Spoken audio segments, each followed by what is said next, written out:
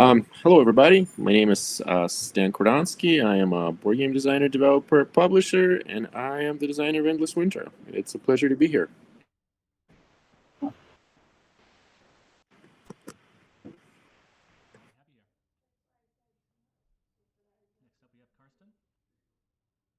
Yeah, hi, I'm Carsten from Germany. I'm working for Fantasia Games. I did the solo development, solo playtest with Johnny Puck. And yeah, pleasure to be here.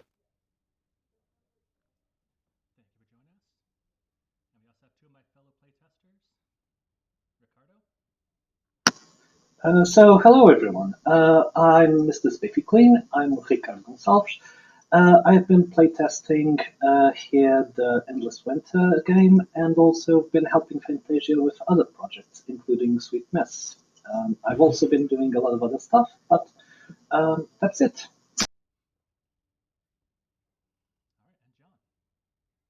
Hey all, I'm John Guthrie, TTS name Math Guthrie, and I have also been doing pretty much the same playtesting projects for Fantasia that Ricardo's been working on, so Endless Winter and Sweet Mess.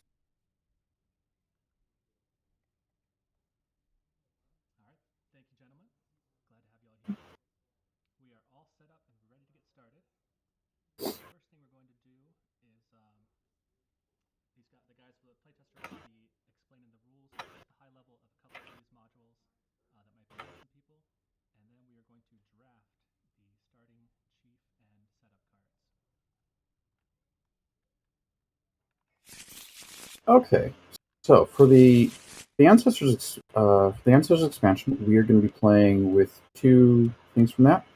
One of them is the Ancestors Chiefs, which are located down here in front of the figurines, and these chief cards, they differ from the standard chief cards. So the standard chief cards, you just get a free tool or 2 free food when you go to a location, or tool for food. Or if you're in the one that can be used anywhere, then tool for food or food for tool.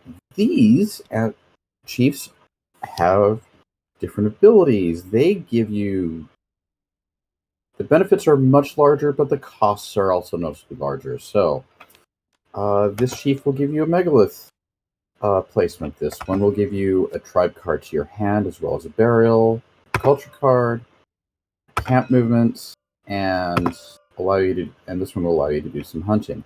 On the side that's currently face up, in order to use these abilities, you have to discard 2 cards from your hand.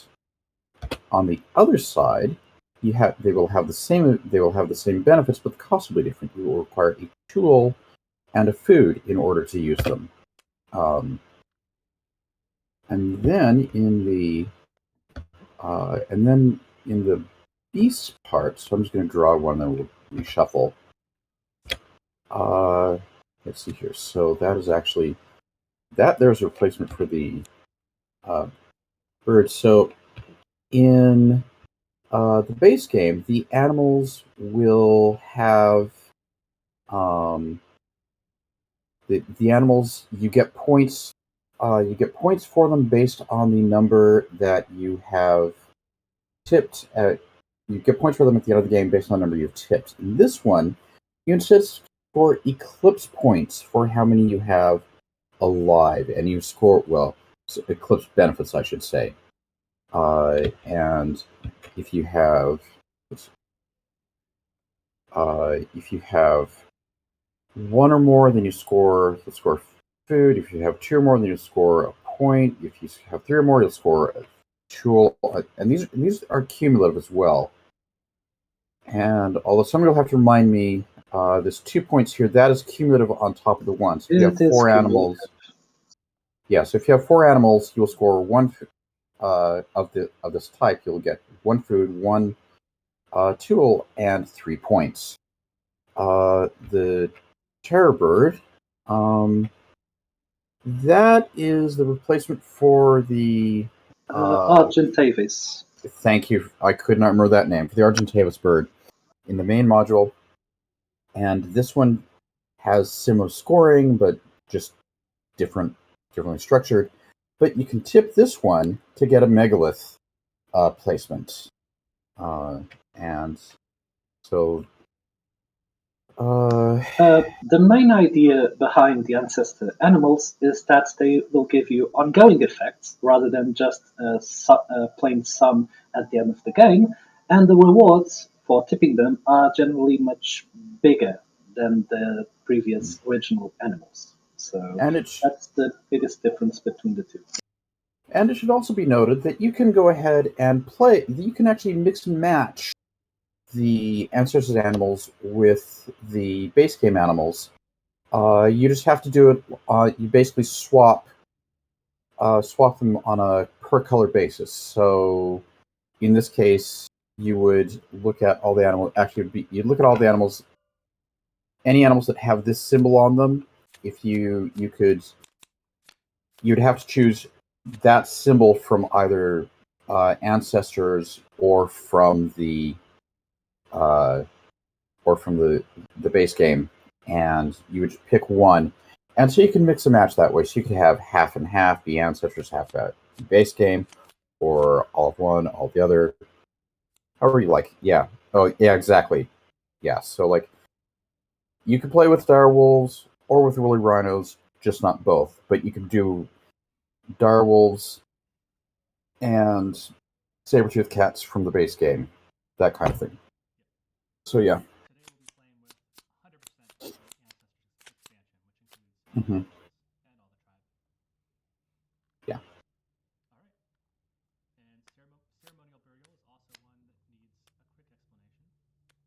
So don't shuffle the animal cards back on the deck, because the deck actually includes the promo animals. The promo animals they need to be placed on the middle, on the top and the bottom part of the deck, so we can't reshuffle the deck as we usually should. One more thing to add would be the rules for using the effects of the chiefs. So when and how often are these effects to be used? I can feel that one. So a chief is essentially one of your workers. You use the ability of the chief whenever you actually use the chief in an action. So, for instance, I could use Chief Thunderpaw, and any of the 4 spaces, 5 if you have the Cave Pigs expansion, and if I use the chief, I can then use his ability, assuming I have the resources needed to do it. I can use the ability at any point in the action. So even if I am, for instance, tipping an animal, I could do it. I could do it even at the beginning or even at the end. Whatever is most beneficial. Speaking of the ceremonial burial cards, so at the start, choose randomly a number of cards equal to the number of players plus 1. We're 4, so we're actually playing with all of the cards. How they work is as follows. At the end of each eclipse phase, a player can claim one of the cards. As soon as he does that, he's unable to bury more stuff. So I'll just give an example using my board. Let's say I am going to claim this card at the end of my eclipse phase. I'll claim this card and immediately gain the points that the card says. So this card in specific gives me 3 points for each different type of tipped animal. So if I had, for instance, this and this tipped. So this is a bit grabby, but there it is. Okay, so I would get 6 points. From this point onwards, the burial zone, I'll have to unlock it, and then I'll have to rotate it to the left. The card would go to the top, which unfortunately is not easy to do on TTS, but on real life it's a different thing. From this point onward, I can no longer bury stuff at all, so I ignore all bury effects. This is relevant because at the end of the game, we'll be scoring the burial track. So these cards are usually picked more or less in the middle of the game, when you either know or don't know if you can use the burial to some effect. They are pretty good in terms of points, around 12 or 15 at the end of the game, so they are good to have. It's a nice trade off between trying to go for the burial points and to get a bit more but rescind the benefits. All right. And 30 seconds on canines, and then we will get started. The canines then. So in an action, you can take a rest. Once again, I'll use my board. So resting is simply, instead of using one of your workers in any of the 4 action spaces, you just place it here. Instead of drawing a card from your deck, you can instead get a canine into your hand. Canines are just like any other tribe card. You can play them, you can discard them, you can bury them, and effectively they are worth half labor point. If you play them on the correct space, they are worth an extra half plus a 2. If you keep them for Eclipse, they're 1 point. Other than that, that's pretty much it. All right. Thank you, gentlemen. And we are ready to go. So turn order is John first, then Karsten, then Stan, and finally Ricardo. And we're going to be picking chiefs in turn order and then set up cards in reverse turn order. And by the way, look at those amazing meeples. Those are minis, I should say. I wish I could shout out who did those. I believe it's the painted versions that were imported into this mod, but they just look incredible. Mm-hmm. All right. Good, Okay. Good luck, gentlemen. Yep. Let's see here. I think I'm going to go with Chief Thunderpaw.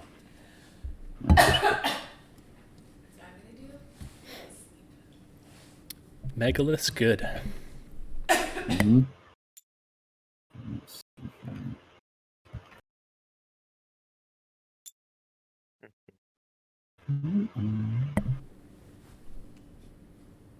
How's this guy called? Chief Looking Hand? Mm-hmm. Uh-huh. Look my hand. Oh. Cool. Looking Hand was essential to my double village in round 1 strategy, which I was only ever able to pull off once. So I either get free culture cards or free placements. Free in double quotes. So I'll actually go for culture. Why not? Culture is important. While I'm asking Dale to start putting up the turns, I'll choose my card.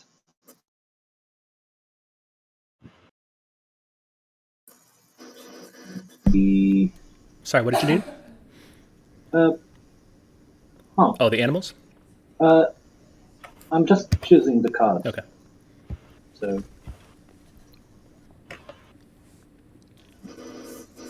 territory, and the initial setup will define what you'll be going to do in the rest of the game. So, you know what? Let's not make too much of a fuss. So I'll need a brown animal. Okay.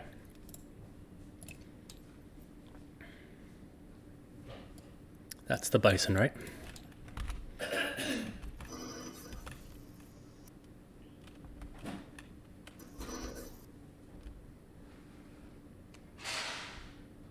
That's a mammoth and a dire wolf.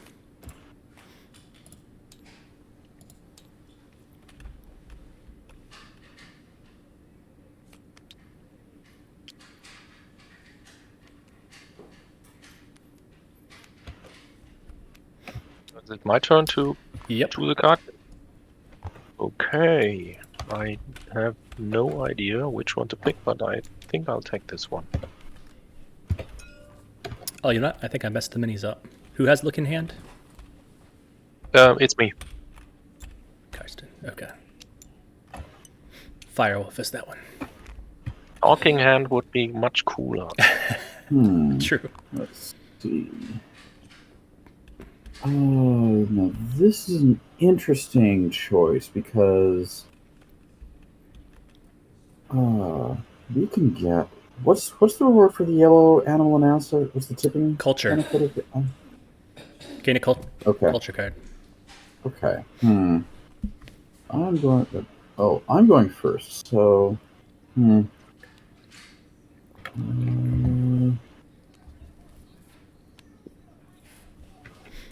yeah, maybe let's do it that way. I'm gonna get. This will be interesting to see how this works out. All right. Triple tools did not get taken. Mm-hmm. A bold move. Yeah. All right. Rest token is Megalith, of course. Okay. Shuffle this and then draw. And we have 5 animals in hunting ground. Number of players +1. Got 2 of these, and I also got. We're playing with healers today. How do I take the animal that my starting card says? Oh, I'll grab it for you. What do you need? The Blue? blue one. Okay. Is it not search and I got then Yep. press 1? Thanks. You are so nice. I try. And I start with 2 tools and 1 food, and I start with a. So everyone So should 2 now animals. choose which side of the chief do you want to play, because from that point onwards it's locked until the end of the game. Right. So I'm getting my animal cards, and Discard 2 cards for 1 tool and 1 foot. Oh, okay. those are my animals, by the way. Oh, up here? Okay. Yes. A deck. Flipping Saving them in the over. freezer up there on that glacier. Yeah, Let me shuffle the deck, by the way. Okay. I just did shuffle the deck. Which one? Animals? John, did you shuffle the animal deck? Yes, I did. Okay. We need to reset the promos.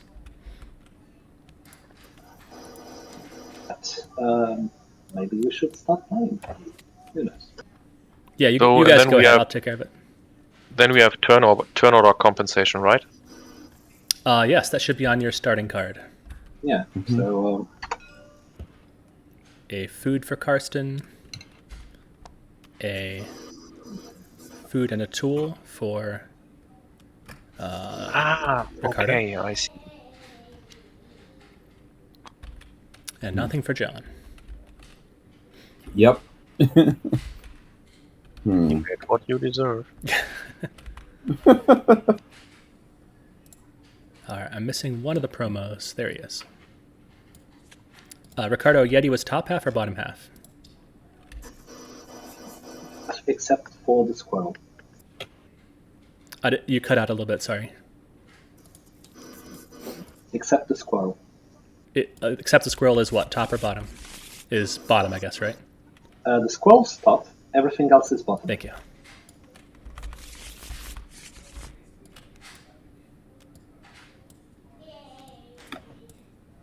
Oh my gosh. All right, take it away whenever you're ready, John. Okay. Round 1, turn 1. Yep. So the megalith up there on the rest token is really hard to ignore. So think. Wait, why is? Oh, sorry. I'm having a little bit of lag. Okay. By the way, if there's ever too much dead space where you're waiting to take a turn, I'm going to fill that space by asking Stan questions. So please think of Stan and keep it moving. Okay. Your service is appreciated. That's right. Okay, I am resting, and so I Can am you going at least to. put it in turn order? Oh, yeah.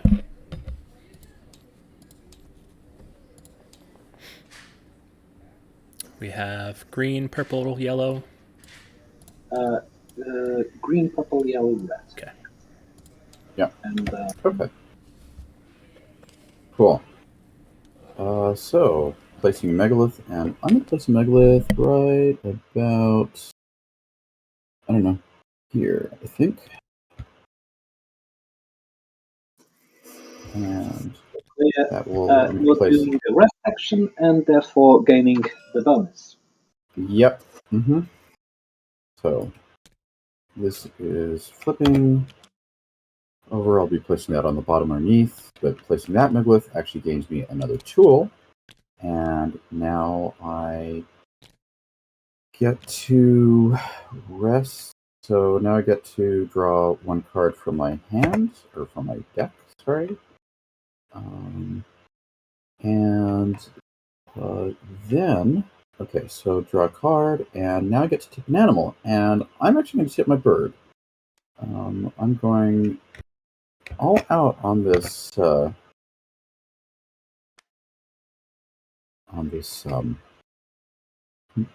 megalith thing, and so I'm going to grab this card draw here, and so now I get to draw 2 more cards. Let's see here. So I did the megalith, I tipped my animal, got the animal's benefits, and yeah, I think that is about my turn. So there we go. Dale, you are such a nice guy. Have you really given me a head start by giving me 2 camps?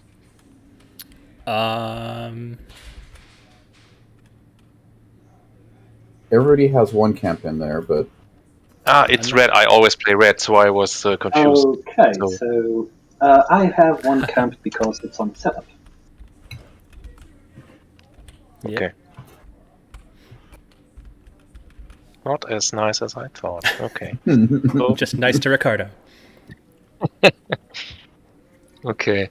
I will play culture card.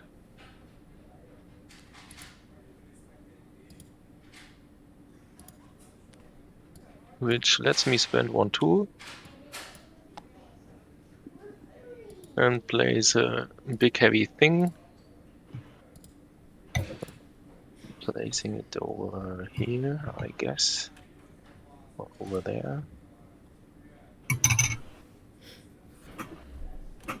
I can also place it next to the existing ones. If I recall correctly. That's correct. You can. mm-hmm. Good. Then I'm a fan of tools, so I'll take Wow. 2. This Oh, culture it's spot sitting surprising. that John set you up so nicely for. You gonna disrespect John that way? Okay. So, time to place a meeple. Now, place a meeple, I guess, over here. To bend the tool. And place a camp. No, a camp, not a village. Now I messed up the village. And I'm putting it over there.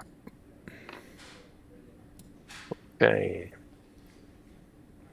Then I think I can spend another tool to place another village.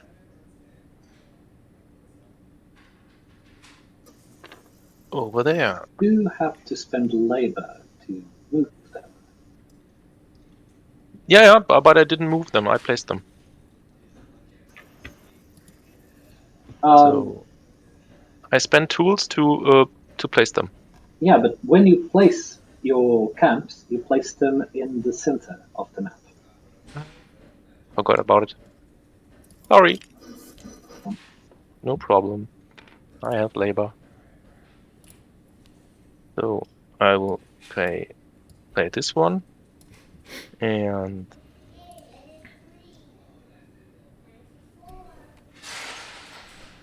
this one to move 2 camps.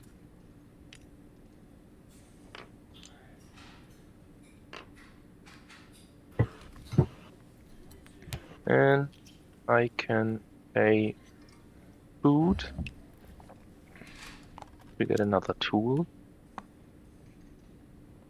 And okay.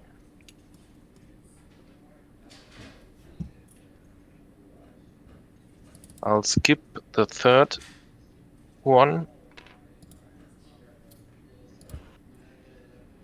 And I will place another camp. And immediately move it. Need to actually move the camp you just placed, you can move another.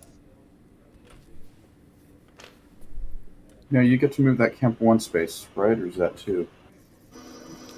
It works. So effectively, no, actually.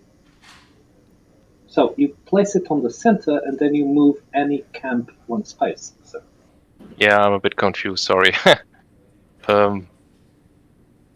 Yeah, then I'll put it over here. So, Okay. Cool.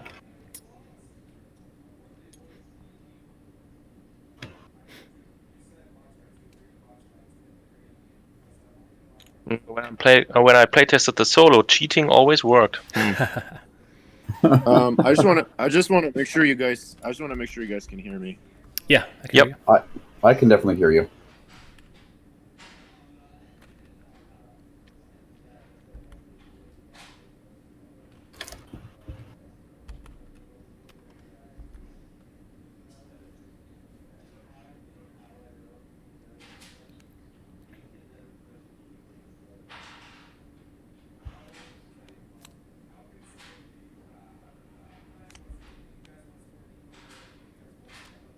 Carson, if you're done, can you pass the turn? Oh, sorry. Yeah, of course. And Stan, if you're still talking, I can't hear you now.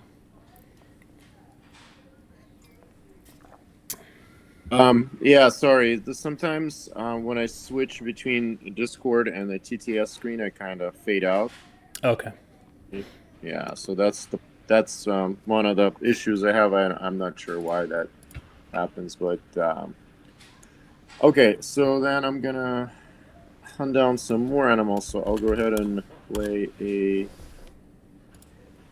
tribesman, and I'll spend a tool to take another dire wolf here, and then I won't sacrifice any of my animals, but I will get my bonus, which is a random animal off the top of the deck. Oh, hey, I found a squirrel. Nice. Very nice. So I got a promo right away. Yep. So what the squirrel does, for anybody who's not familiar, is during the eclipse. So it's like reveal 2 cards, and yeah. Yep. Reveal 2 and then take 1. Very good. So he's searching through the deck to try and find the nut. The nut is hidden in the bottom half of the deck. Oh, I'm sorry. I'm not finished because I'm going to use my chief's ability. So I'm going to pay a food and a tool to flip an animal. And then I shall take, let's see. I think I'm going to take this bird. Now I'm done. Nice. So he has a set of my decision. 3 wolves already. So in this eclipse, assuming he doesn't tip any before then, he's going to get a food, a tool, and a point. This and every one. Yeah, I'm planning on engineering them together. Nice.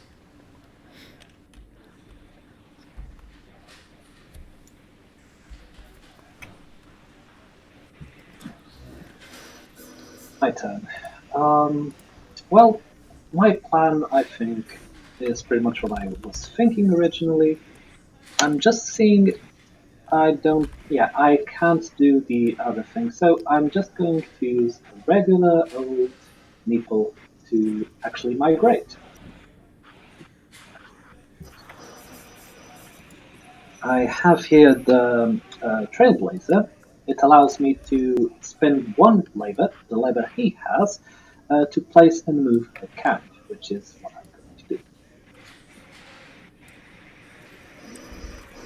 Need 3 labor to move everything into the place I want. 3 labor. So 1, 2, 3.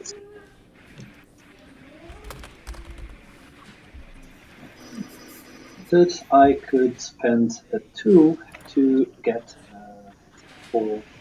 I will. So I'll spend a tool to get a cannon. So, this being said, I am going to spend the 3 food I have in order to make a village in that very special spot with 2 tools and 1 megalith at the end of the eclipse. Okay. And that's my turn for the time being. Stan, you pass it over to me so I could pass it over to John.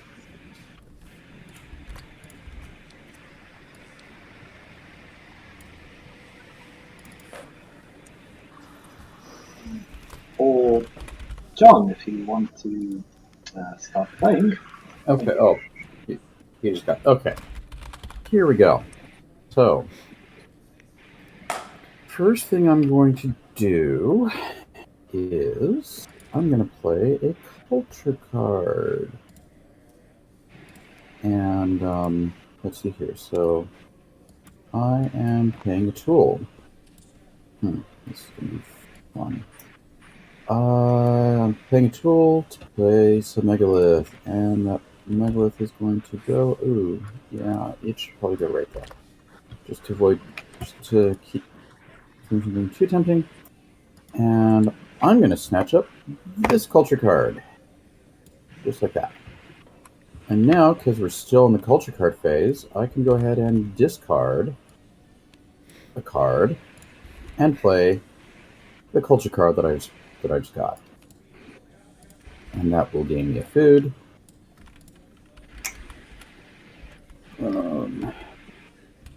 Let's see here. Let's see here. Yeah, that'll gain me a food, and it will also gain me a camp placement and a camp move.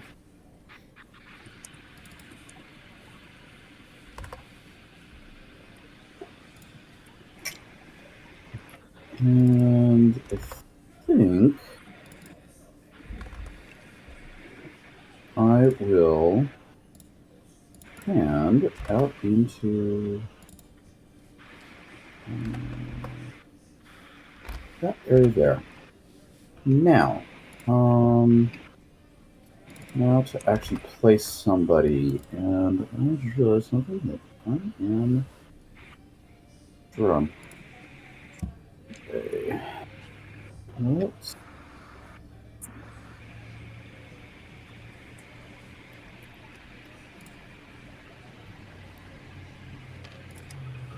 I think I'm going to go culture.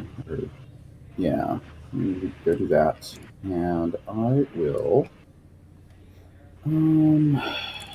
Let's see here. So for culture cards, you need to pay 3 labor, and yeah. Okay, so I will play. No. I'm going to play her, my tribal, and my healer.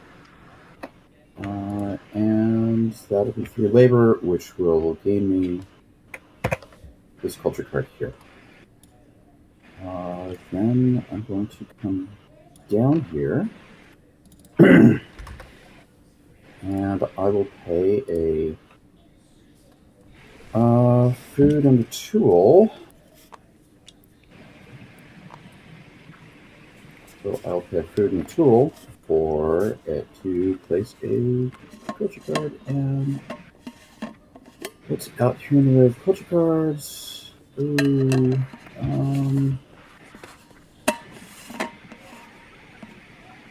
you know what? I'm going to take, I think, boom. Nah, I'll grab this one here. And I get to bury a card, which will be this card right here. So that is one card buried, and then I go ahead and move on down to here, where I get to gain a food and a thing back. And that's my turn. Okay, I'll use my chief to go over here.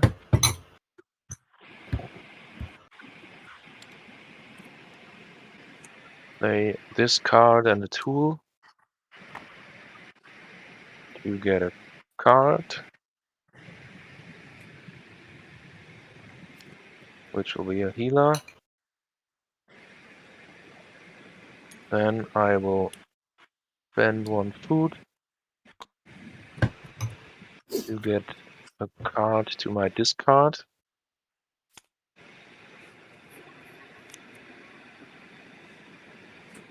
And then I have my chief ability where I can spend a tool and one food to get another card and bury one.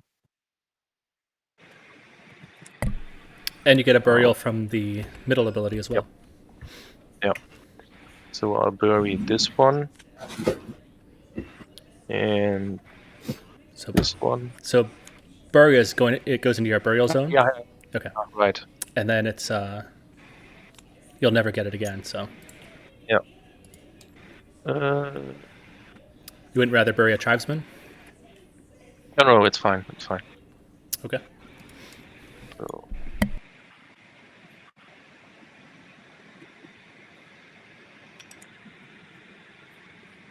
and then I can bury another one, but yeah, do I want to do that? No. But I get an idle step.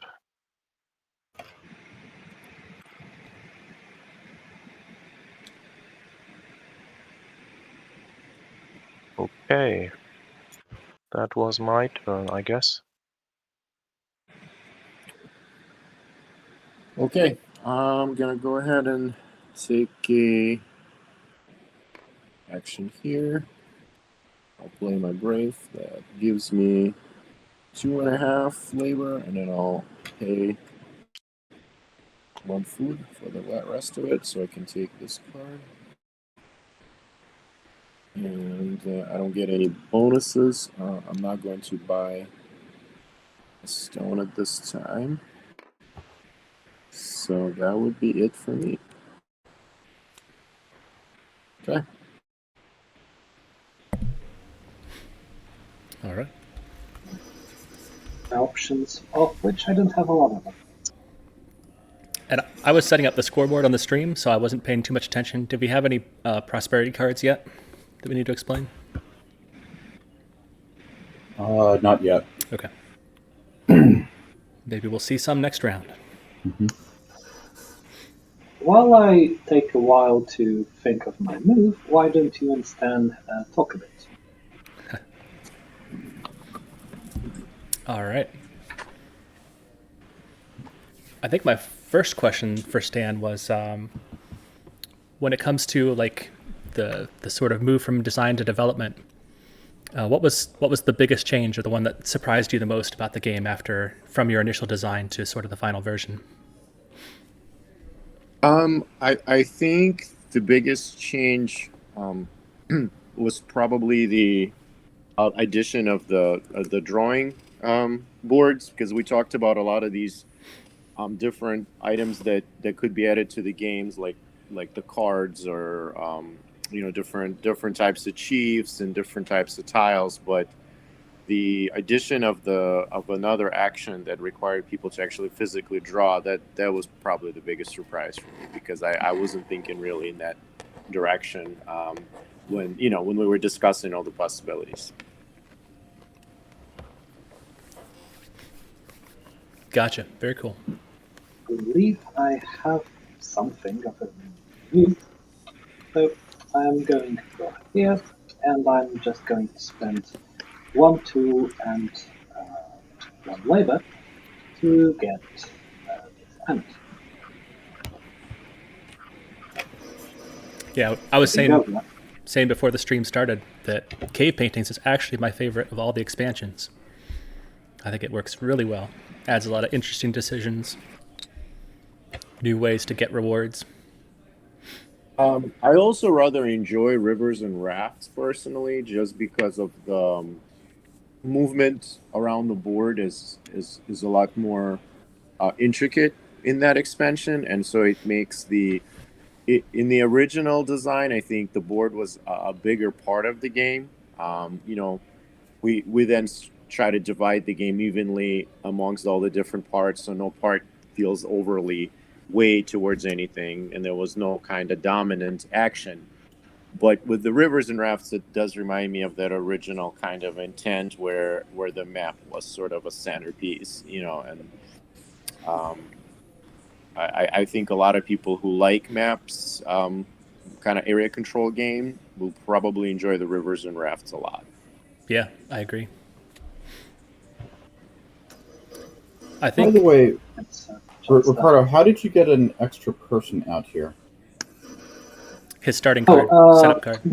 No, actually, it was by felling the Oh, bison. okay, So, got it.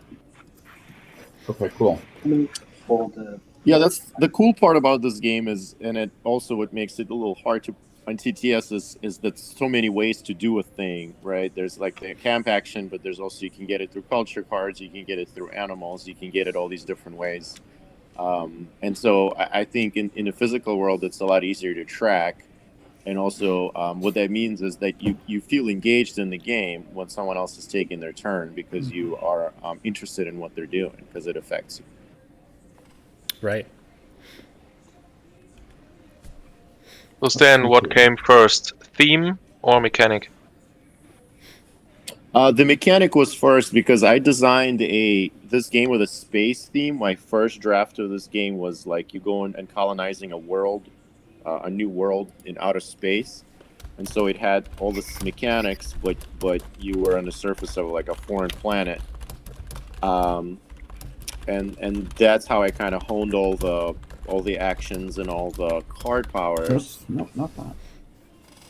But then I thought, you know, there's like a billion space games, and I was just getting into like kind of Paleolithic histories, and I decided to make the game about that then instead, just so it stands out that much more. Okay. That it does. I love the setting. Yeah, I appreciate that. I mean, it's cool to have something like that, and you know, out there that's not an overused theme. I'm glad that it panned out. A lot of games get changed, theme gets changed after the fact. I'm glad this one stuck with the publishers. Right. Yep. Yep. Mm-hmm. To what you said about the terrain board being the sort of centerpiece, Rivers definitely does add that much more like interesting dynamic quality to it. But I still find just sort of strategically, I don't know if this is what you were referring to or not, but strategically, the terrain board is so key compared to the rest of the mechanics of the game. Like the faster you can get out, the more villages you can get out, the more cards you draw. I find terrain heavy, migration heavy strategy to be really, really strong. Yeah, definitely. I agree. You know, the idea was that you can't, you know, that you can use any part of the game really to your advantage, and you can't really ignore any part of the game fully either. So you had to sort of participate. Otherwise, you know, it could be a situation where one player is doing the map and one player is doing the culture and one player is doing the burial, and then we never actually intersect. But the truth is, you kind of have to do everything a little bit, and that helps a lot with the flow of the game and with the engagement, I think, between the players. Yeah, agreed. Okay. Yeah, no, I was going to say I really enjoy the thinkiness in Rivers and Rafts. What I've been doing for this, I've been trying to do migrate action. Why is this falling on something? I've been doing a migrate action, and I played a culture card, got 2 tools and a food. played 4.5 labor, moved 4, did 4 camp movements, so I'm losing half a point of labor. Like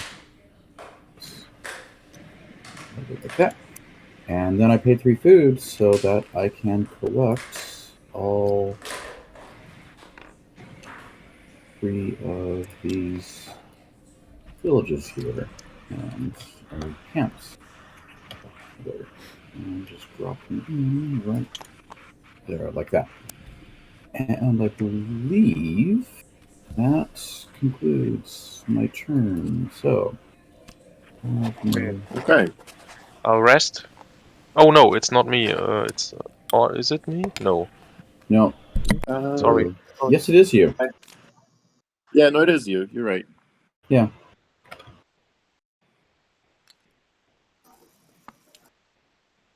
Oh, it is. Okay. I'll rest. No, not there. Up there.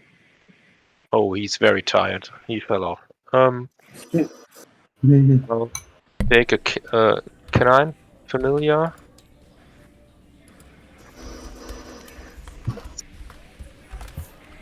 And I'll do nothing else. So, so excuse me, you really have to watch me because it's 1 year ago that I played it last time. When do we play the Eclipse cards? At the end of our last turn? This is the last turn of the first round. You can now choose whatever cards you want to play for the Eclipse.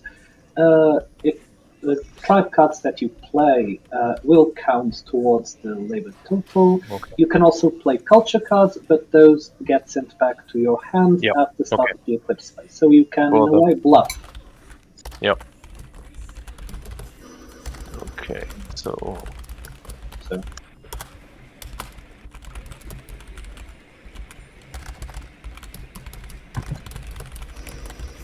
can start Okay. playing, seeing as casting. Okay. I'm gonna play my culture card here, the Addle, and then that gains me a tool, and then get to take a random animal. And then I get to place my meatball. I'll put him on this.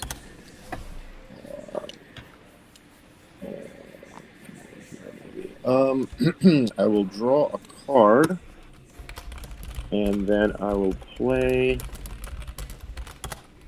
some cards face down here. And maybe I'll save one in my hand. Let's just go. We'll just go for it. We'll just go for it. Okay, and that's it. I'm done.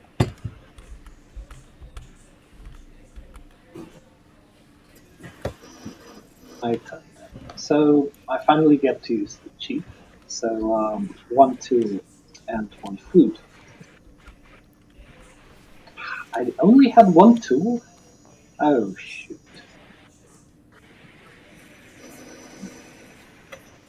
I want to do everything. Okay, fair enough.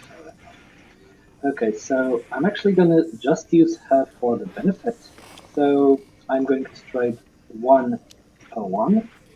So, and I'm also going to use the chief to get this culture card. Not gonna get any more culture cards because I don't have. I sort of have the labor. No decisions. Why do you tempt me so? Why do you tempt me so? Fair enough. I'll use it. I'm gonna use the 2 food just to get this card. And that's pretty much it because I do not have enough food to get the secret stone. So that's my turn. Okay. I think that's the end of the first round, Set. right? We're going to End the of the Eclipse first phase. round. So let's do Eclipse phase. Yep. And reminder to everyone, the Ancestor beasts score during this expansion only phase 4 of Eclipse phase, right before terrain, after the tribe cards. Oh, So Which show him if you got him. do you all have? I have 0. I have 1.5 because I rested, but no carbs. all right. Three and a It half. looks like I have 2, 3, 4, 3, 4, 5. I have 5 labor towards eclipse. Nice. Wow. So Stan is I went first, for it. then Karsten, then And John. Yep. so are we? I'm sorry. Is the tribesman next? Oh, actually, it's on the back of this thing here. I forgot. First thing to do is turn all the tracks. So, being Okay, the so first first player, I you gotta get a do my. megalith. Yeah, I get a megalith. Okay, that's good. That's good to know. So I'll go maybe this way. So, Get I'm crashing a little. So, I'll go this way. There we go, and I get a tool. Mm-hmm. Done. for issue, I'll be right back. So actually, you go through your whole megalith or your whole eclipse phase from start to finish. That's right. That's right.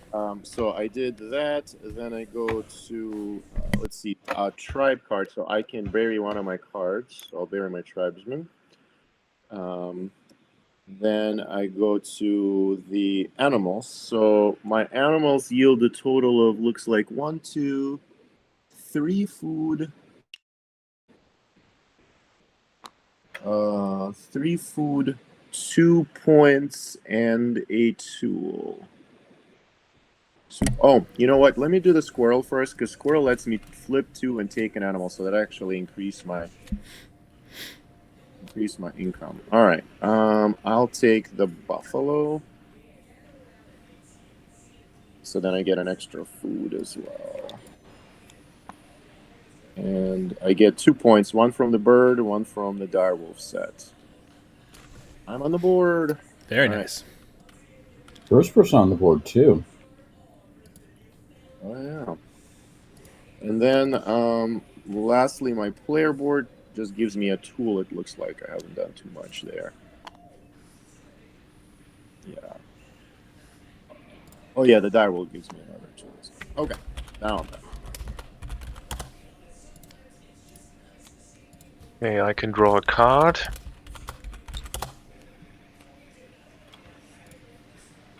And then the cams.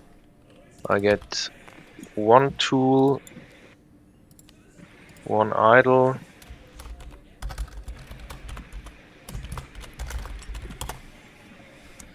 2 points.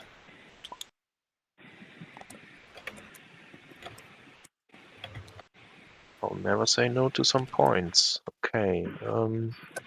Then I have my cards. So it's 2 points again.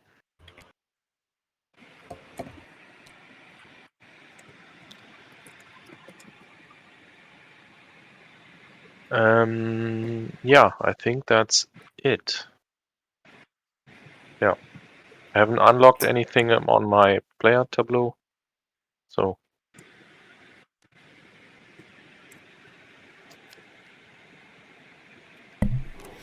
Did you get the food from the bear? there was something I forgot. Thanks. Okay. Let's see. I get an idol for my turn order benefits.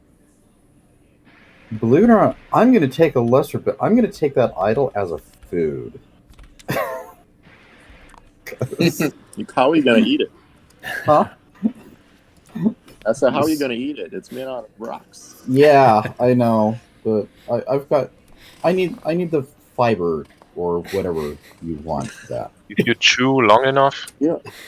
You know, a lot of birds will swallow stones because it helps them digest Yeah, food that they eat. So maybe that's The your idols to be chocolate bunnies. So, yes.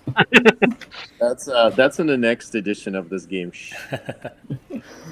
Okay, so I anything. don't have any tribe cards, but I do get a bunch of neat, cool stuff up here. So first, I pick up 2 food. So 1, 2. And then I pick up a tool. And then I pick up a megalith placement. And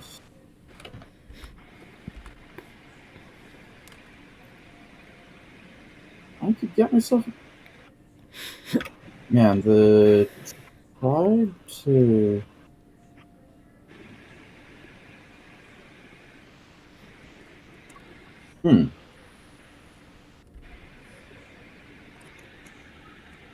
Tribe card or... Because I need some tribe cards, but the culture card could be fun. So, tribe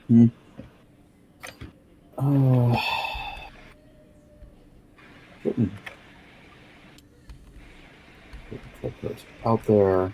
Let's see here. I'm getting a tribe card going to my discard pile, which would mean I would have a chance of drawing it this upcoming turn. So,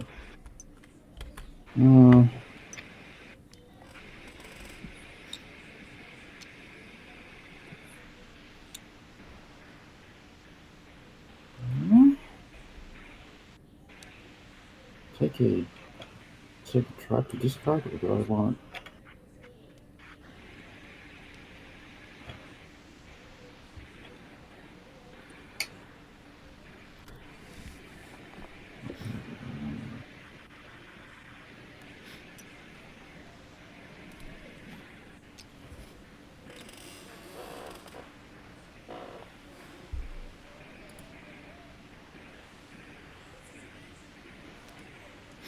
You guys are making me question everything. Culture was usually the first thing to go. Culture and the draw 2 cards. Yeah. Get snatched up right away on the megalith board. Okay. I guess the culture options just aren't as good anymore. I'm going to do that, and I will take a Trailblazer. Sorry for that long wait there. And yeah, so that completes my terrain board benefits. And then I come down here. I pick up another tool from my player board. I change plans midstream, so I get to take. So I don't store anything from my sacred stone, and I get to take a card there, and then I believe that is my eclipse phase. Okay. Fine. So, first thing is download the track. I get the tool. Okay, next. Eclipse pile track cards. I have none. Next. Animals. I have 1 food. Next, terrain. I have 2 tools and the megalith. Sweet, 2 points.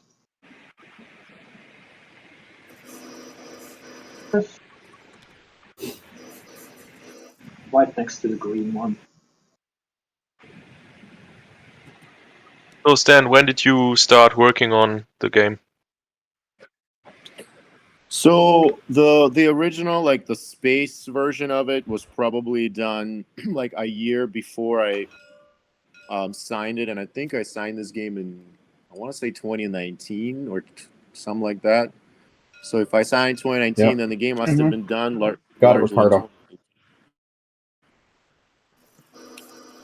yeah, so it's been a long time, because then I made a second version. That's the version that the Fantasia guys saw. So that was like a year following the design of the original game. And then after that, it's fast forward to 2022. I can't wait to see it. It's a lot of board games take a while. Some of my games took a while to do. This one is, however, I've probably waited the longest, just from the Kickstarter time to present. But it's also the biggest by far. So my second biggest would probably be Rurik Dawn of Kiev, which has minis and expansions on lots of stuff. But this still kind of blows it away, just for the sheer amount of content that was designed for it. Yeah, I can imagine. But that's what makes it so exciting. Having this on your table is going to be quite epic. I always wanted to design at least one epic game before I retire. I think you did. So, Well, has every, not without help. It takes it takes a village, literally. All right, let's it's the do the start round. of round 2. Has everyone got their 5 cards? Yep. Yeah, Yeah. I drew up my cards. So we actually have some boon culture cards. Does anyone want to explain them? Okay. Sure, I can do that while he's going. So the way these work, the Yeah, go prosperity for it. cards, is they give an ability to the player who plays them, and then half of that ability to everybody else, or something close to half that. It looks like this is just camp placements, no movement. So everybody's going to get to do something like what you do, but just not as much. They're also worth 2 points, which is more than usual for Era 1 culture. And later you might see some strife cards, which are similar. In that case, everyone can choose to follow along with your action and take the exact same action with no reduction. However, they have to pay 2 points to do it. So it can be a little bit of a tricky decision whether you want to use that at the cost of 2 points or not.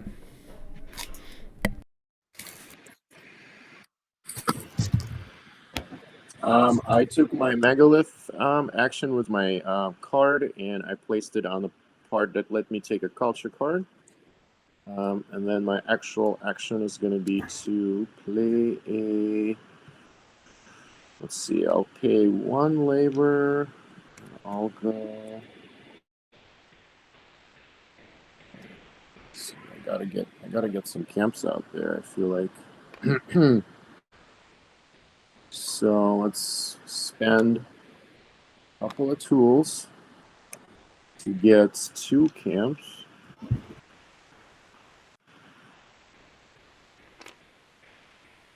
So these glaciers, correct me if I'm wrong, when I place a camp on it, I flip it over and I find something? Is that Right. So first correct? off, when you yeah, it's correct. Never mind. I keep confusing camps and villages. They're similar in my mind. When you place a camp there, and you don't just need to stay there, you can just pass through. You reveal the tile. When you actually build a village that connects to the hexagon with the glacial tile, you get the benefit. It's one time only. Oh, that sounds quite fun.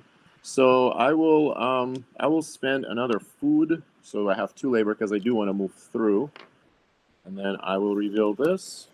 It's a And megalith. hey, you will get a megalith. All right, sounds groovy. So let's think about that. I think that could be good for me. So I will spend, let's see, another labor to move another camp over here. And I will spend, let's see, let's spend 2 more gentlemen to move my last camp all the way over here so that I can spend my last 3 food and get a village. All right, and I'll return these. And now, so this village placement lets me immediately build a megalith, right? Right. Yes. Which is what I want to do because I just spent all my cards. So I'll put it here so I can draw 2 cards. And let's see. And I think that's probably a good enough of a turn for me. I'm done. Nice. That was Now that I'm actually quite destitute a of any turn. food. Quick curiosity: did you actually place and move one of your camps as the Oh, final no, combat? thank you. I forgot about my super juicy reward. I will do so, and I will They are probably good. go this. I'll probably go this way.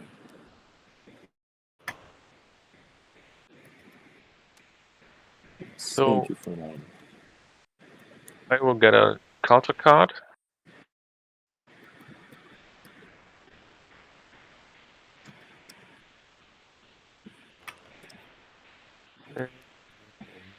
And then I will spend 1 to 1 food.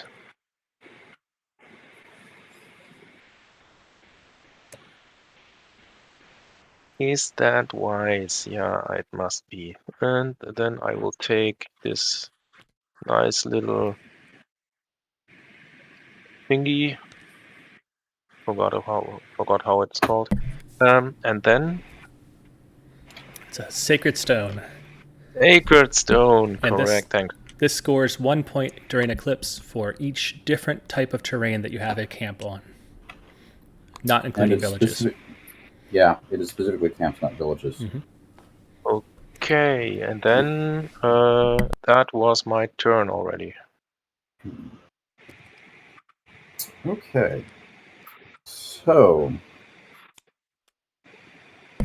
well then. I know what John's going to do. Tell us. He's going to rest again. Boost him.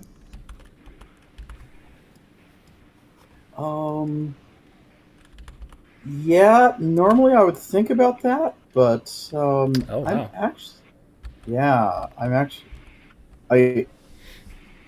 There's some stuff going on here that's kind of unusual. So, True. Okay, so first of all, I'm going to place. You can play a culture card and then rest. If you so You want. can, Yes. yep. Well, in fact, you have to play the culture card before you rest. Let's see here, and then I will move this camp out to here, and let's see here. Okay, so while I could actually, and I also get food from the culture card. Now, it is true that I could go rest. I think I'm actually going to go migrate. Because it's a bit of an opportunity here to do something kind of cool. So, I am going to put out. Let's see here. Oh, that's 2.5 flavor action. Okay, I'm putting out. That's 2.5. 3.5. And 5 labor. Okay. And then I am also spending another tool to get another camp out there. And how do I feel about...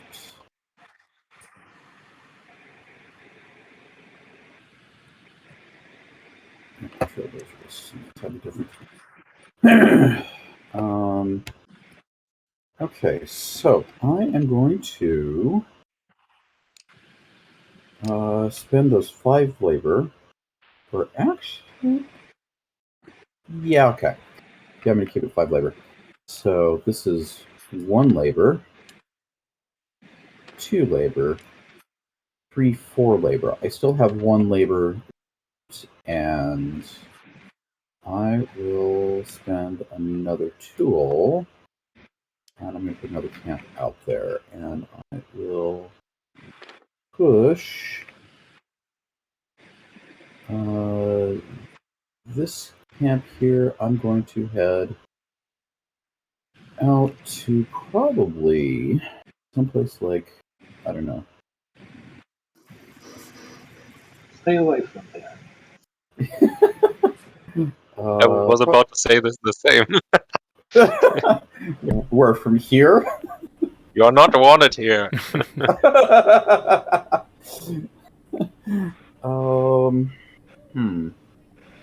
Actually, I'm actually going to go here, I think. You're not wanted there either. I'm. It's basically good enough for both of us. Oh. You have to Okay, so that- you have to pay a fee for every night you stay there. Okay, so that consumes my 5th labor, and then I will move down to here. I will pay 3 food and drop this right here. And it's. Oh, I thank you gotcha. very much. Yeah, forgot about those. So like that, and then so now I get to place another megalith, and that megalith is going to be right. The game could also be titled Village People, the board game, right? Yes. So that will give me 2 card draws, which will be nice. We like that. And then, let's see here. Do we have anybody that's... No, not yet. Okay.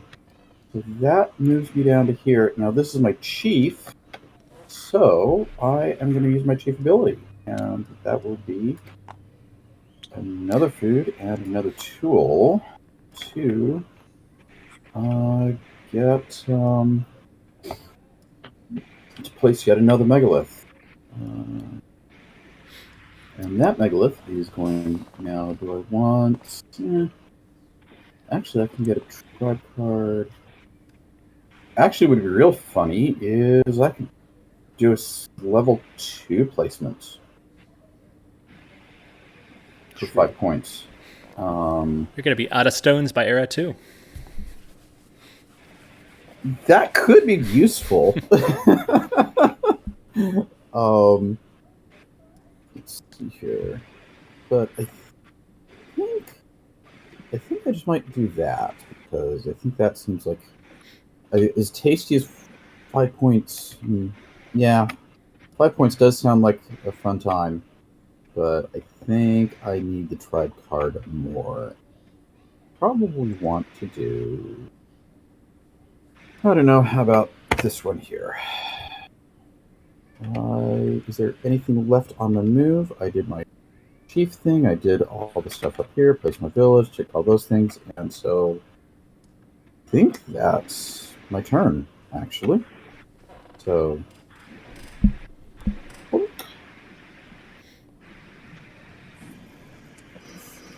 The great migration of the horde continues. That's what I'm also going to do. Since everything is going towards it, might as well. So, before I actually place the chief, I'm actually going to use a culture card.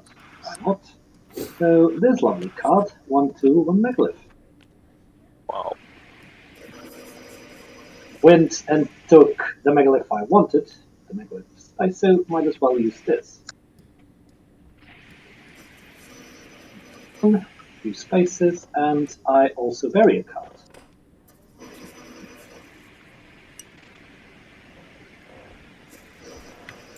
Migration can begin. And 2 tools to place a couple of. Actually, I only need 1. I'll decide whether or not I'll be wanting to spend more.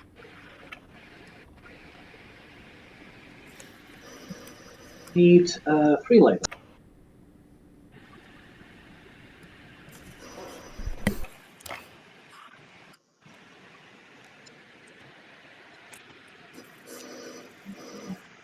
Two, 3.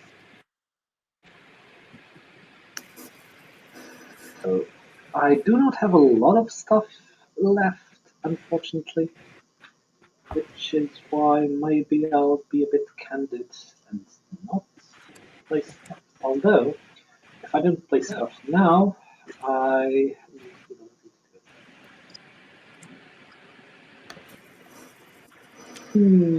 might as well place them all. We'll see.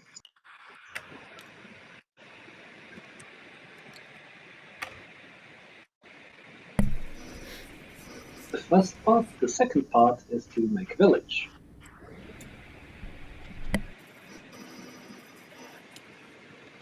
There you.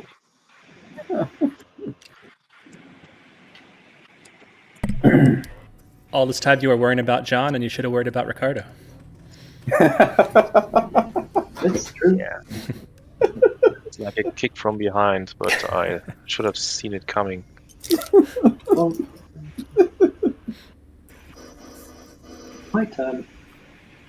I was going to say my turn is over, but I used the cheat without using his ability, which I'm gonna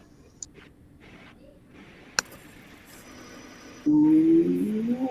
Yeah, okay. So Have you paid the food for the village? He I did. did. I had He did. 5. Yeah. Yeah. So Okay.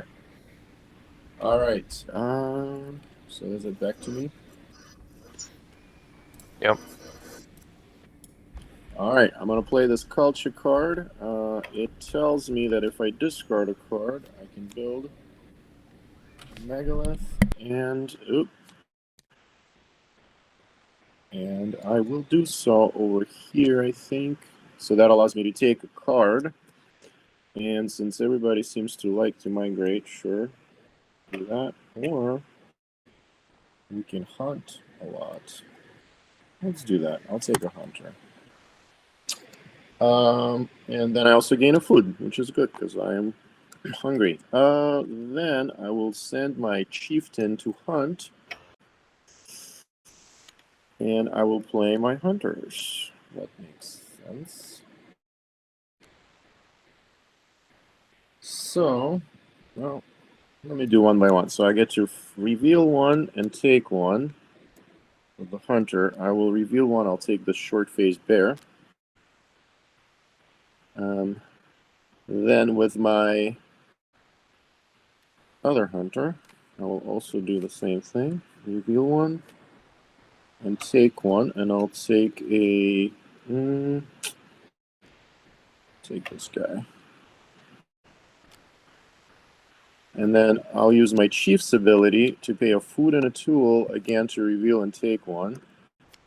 Oh geez, what a beaver kingdom this is. Alright, fine, I'll take one of them. I wasn't planning on it, but they just all came out. Alright, and then I get to maybe kill one. I think I will. This longhorn bison looks like he wants to be my dinner. So he gives me 3 food, and I can place and move a camp. So I gain 3 food, and I place and move a camp over here. This seems good. All right, that was me. I'm done. Oh wait, and then I take a random animal. Haha. Because you can never have enough of those. Oh, it's a direwolf. Hooray! Nice. Finally. I was hunting them down. All I was finding was beavers.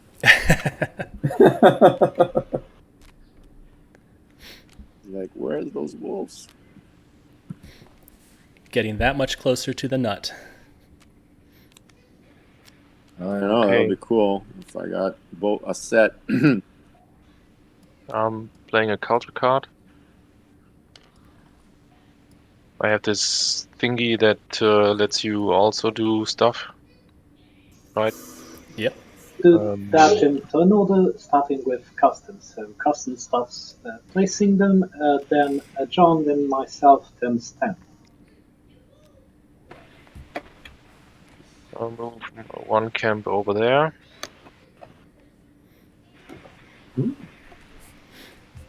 I don't have another camp to place. So did the bottom row is not me, it's all the other players, right? Yeah. Correct. Okay, so too good to be It's true. 2 Okay, camps. then So yeah, that's then I did the top row, so then it's what the just For the horde. everyone can just place 2 camps. So might as well. Place them if you got them. You can also place 2 camps on the center. wow. Stan, did you want to place your 2 camps? Oh, you got the prosperity card. Yep. Absolutely. So they just go in the middle, right? Right. Yeah, I played it just for you guys. You're such a nice I haven't guy. heard it. Um, I haven't heard it. that was Heard a awesome. thank you. Yeah. Okay. Thank So, you, thank you. That saves me tools. okay. Eventually. Then I will do my good action, and I will. What will I do? I am playing this one, and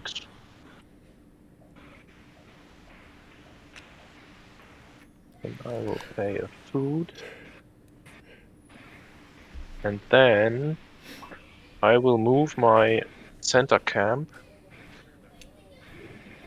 over there. Ooh. And then I think I'm. Am I done? I'm done.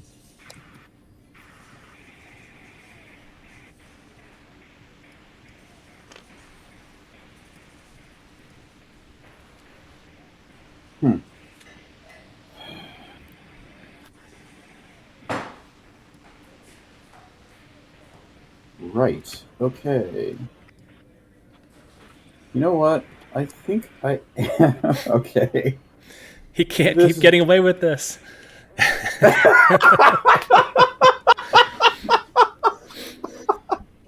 Yeah, that's pretty much about what's gonna happen. You crazy. You guys let him have it for free. It's free real estate. Let's see here. Yeah, I probably need to do that because yeah, okay, I'm spending a tool. And I'm gonna place a megalith with my culture card. God, I need stuff that's not points. Points we need in the game, but they don't let you play the game. So I'm gonna make another place for somebody to place a thing there. Because I need the food, I think. Unless I want to. Yeah, I really need the food. Ugh.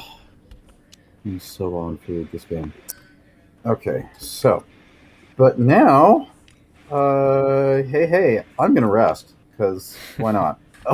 Yep. Because, yeah, grabbing culture card, so that'll be this culture card here. And, let's see here. Then I get to draw a card. That is good. And I get to tip an animal.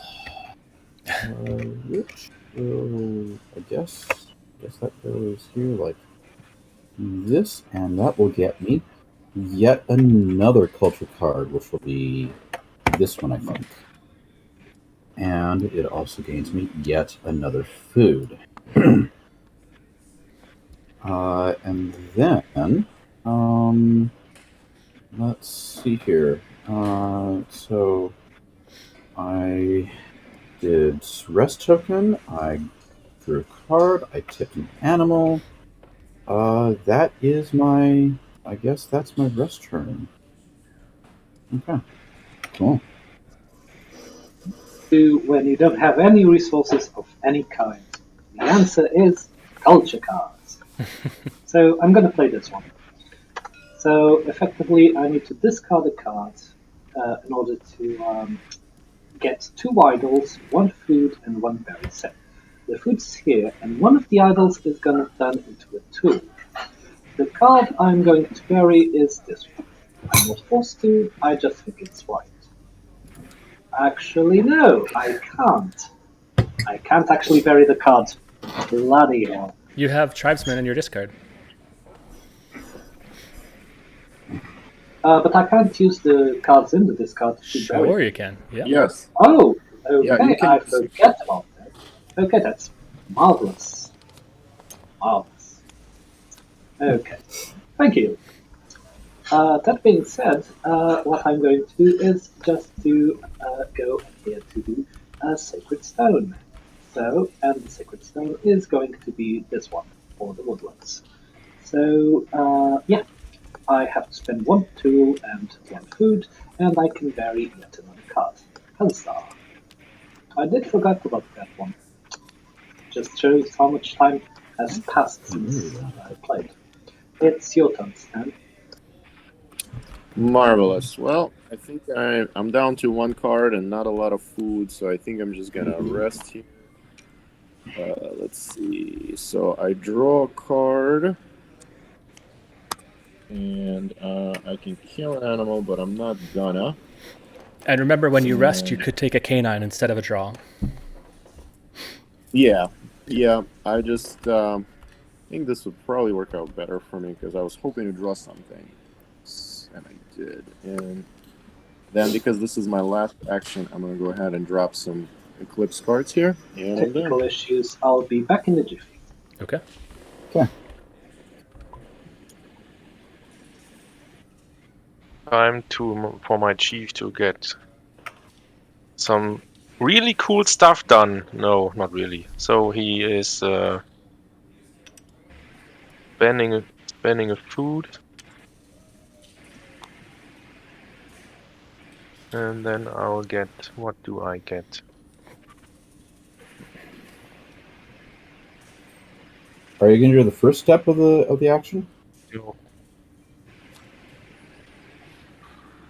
This one. Carson, are you doing this step of the action? No. Okay. Just checking. And then I will bury this one. And I'm using the chieftain ability to get a card.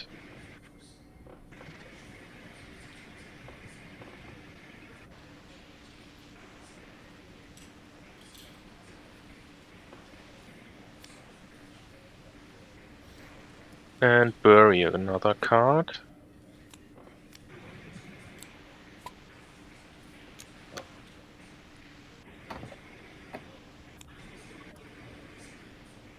And I will bury another card and get an idle step.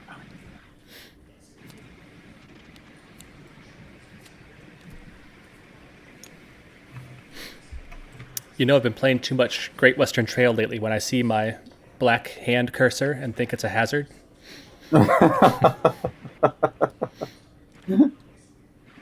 Let's see.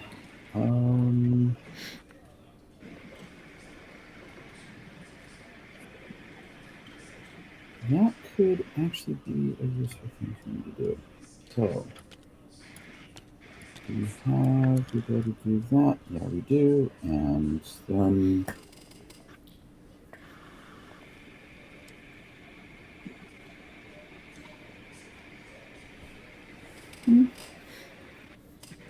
yeah, we can make that happen. So Cool. So...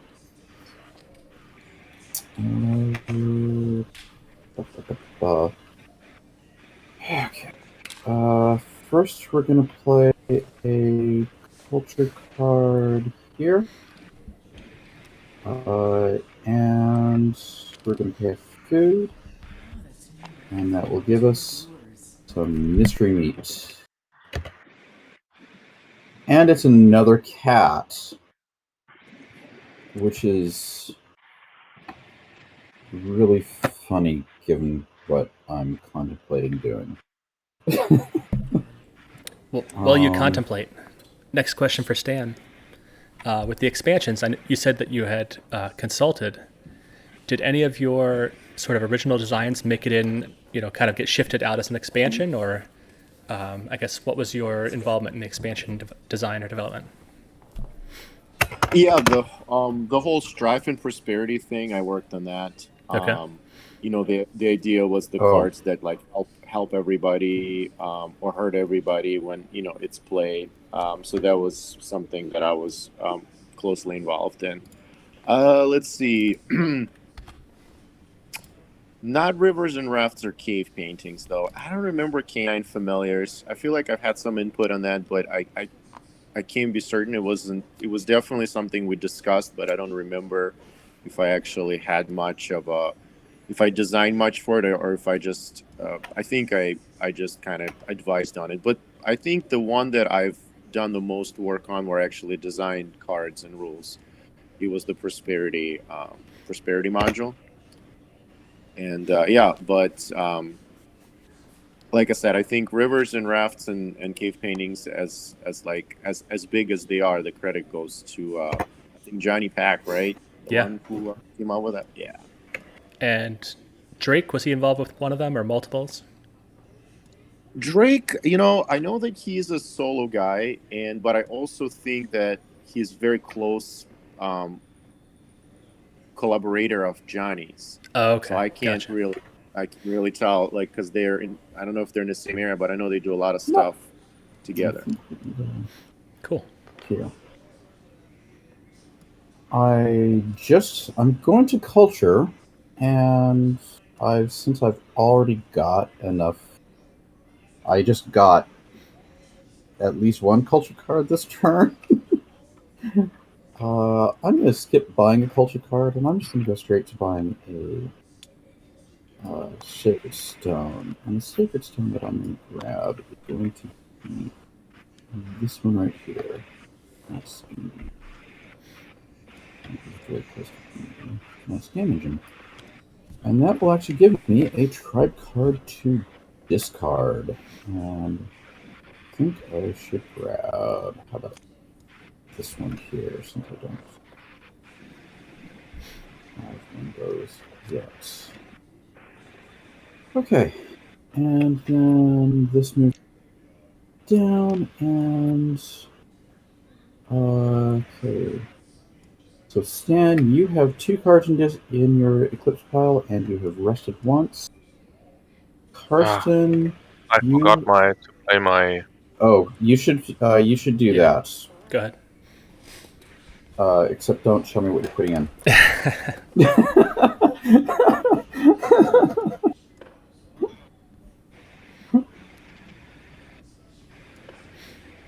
Okay. So Carson has 2 cards and has not rested. Let's see here. Okay, how many right now? Let's see here, and Ricardo has yet to go. So I have rested. I will drop. Let me clear these out of here, and then I will drop.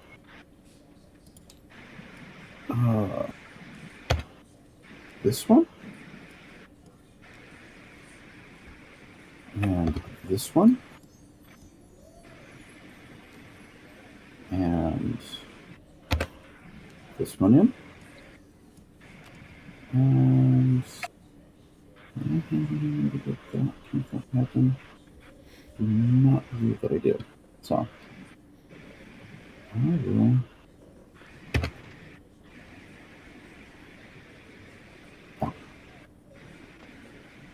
I'll drop that one in. So Stan, you have another game in the works. I think I don't know where I saw it. I think on Board Game Geek. Yeah, I have several projects, but I've just I wrapped up Kickstarter last year for a game that I'm actually publishing myself. So that's being produced now, and I think it's actually going to be delivered close to Endless Winter. So that should be delivered Q4 this year. So that will be fun. Some people who backed Endless Winter also backed Resurgence, and so they'll be getting 2 games from me. And then in the future, I have 4 games with different publishers: Daily Magic, Elf Creek, Hobby World, and 25th Century Games that are all in the works and in different stages of being developed for Kickstarter or retail. So the next year, hopefully, if everything goes according to plan, there should be another couple, 3 games for me. So yeah, it's been very good. I've been staying busy. Probably on the average, a couple of games a year come out that I designed. So yeah, it's been quite quite a fortuitous few years for me. Nice. So, how did you manage playtesting during pandemic? TTS mostly. I kind of fell in love with it. I used to not like it because I thought it was so awkward, but then I realized you do trade some things, but you gain rapid prototyping, and you can have super nice components, which in real life would cost a lot of money. So you can really do a lot with TTS if you can kind of forgive the fact that it's clunky and kind of hard to keep track of things sometimes. And so I kind of mastered it, and I've done like weekly, monthly TTS sessions, just play testing with people all over the world too. So I'm no longer limited to people who live in my area that I can meet with physically. I've play tested with people from Europe and all over the place. So yeah, it was cool. I think if not for the pandemic, I wouldn't have discovered TTS probably for some time. Yeah, I can confirm that the pandemic brought the gaming community much closer together, so over large distances. So I got to know Johnny while playtesting a game of Ode, who is a good friend, and we played on Tabletopia and we talked. And so I got to know him. That wouldn't be the case if there hasn't been this pandemic. And TTS, yeah, Ode just discovered and tried TTS, and he also says that it's good working with it on prototypes. Yeah, absolutely. So yeah, no, you can get a lot done on TTS for sure. If you don't mind staying up late for people who are in a different time zone. Yeah. Okay, I finished my turn. So just a quick recap. I played a culture card and got an animal out of it, and I rested. And with the rest, I got a puppy. That's pretty much it. So everyone can now show their Eclipse cards. Okay. All right. I am at 2, 3, 4. I am at And more than 4. I'm at 5. Yeah. Yeah. Cool. Beat me. Cool. So now tied for last place. So we actually shift. Okay, so I get to do my Eclipse phase first, correct? Correct. Yep. Okay. Change the turn order, maybe. Oh, sure. So it's green, yellow, red, purple. Oh, yeah, I'm going to get... To John, if you want. Okay, so I should probably take advantage of that. Just do some...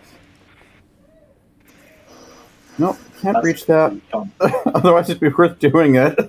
But, sure.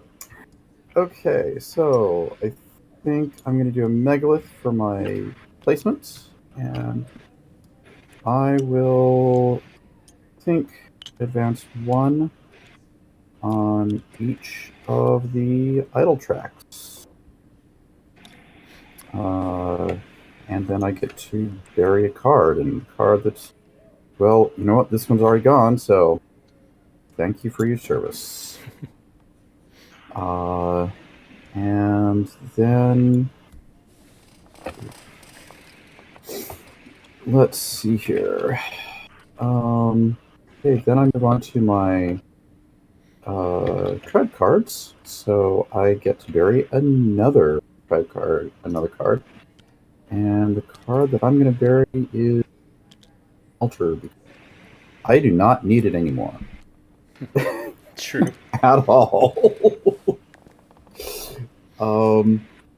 And that is my tribe. Okay, this is culture card, so that actually comes back to my hands. And then we move on to the terrain board there. I gain 2 food. 1, 2. I gain a tool. Okay, so this is food. This is a tool. I don't win in this space, so I don't get anything for that. I gain a point for this, and let's see here. So that gives me a point, and then I gain 2 megaliths for here and here. And one of those megaliths is... Well, that is my last megalith. You know what? Let's see here. I'm going to do the point thing now, just because. And that'll be 6 points. I think there should be a megalith expansion for John. With more.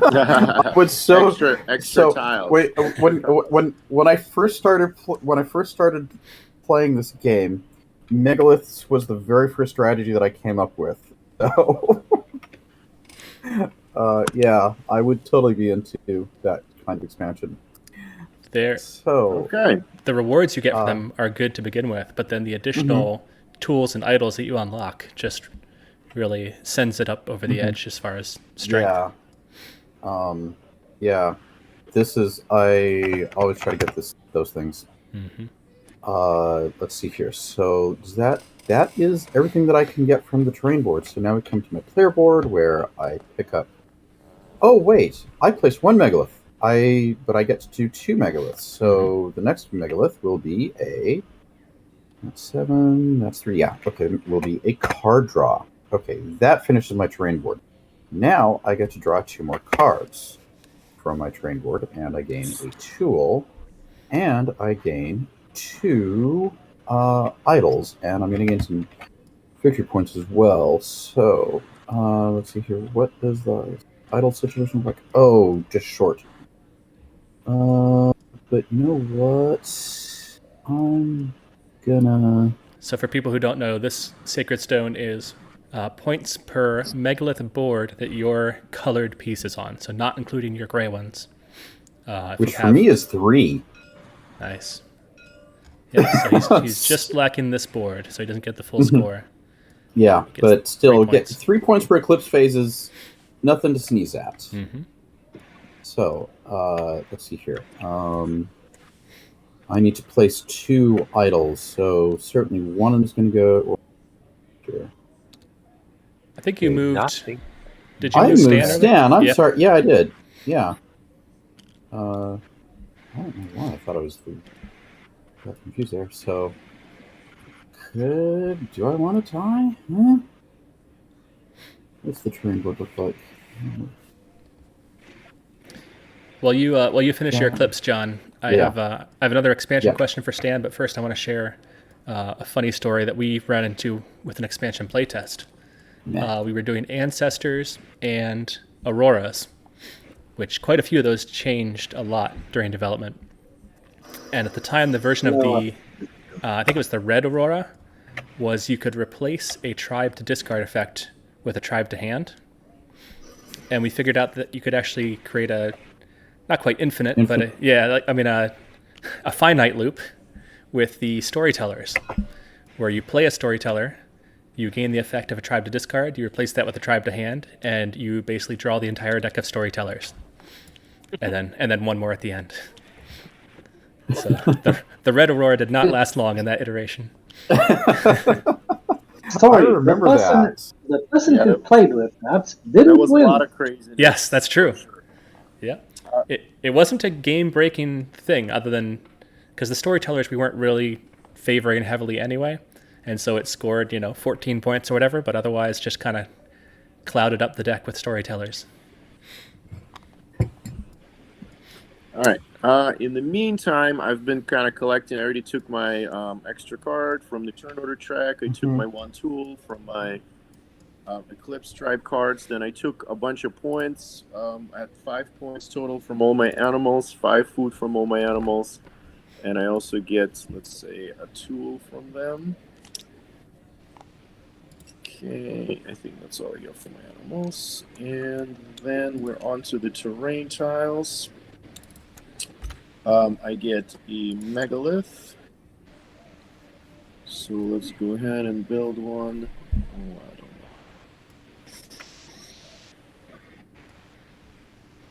I don't know. Maybe I'll go...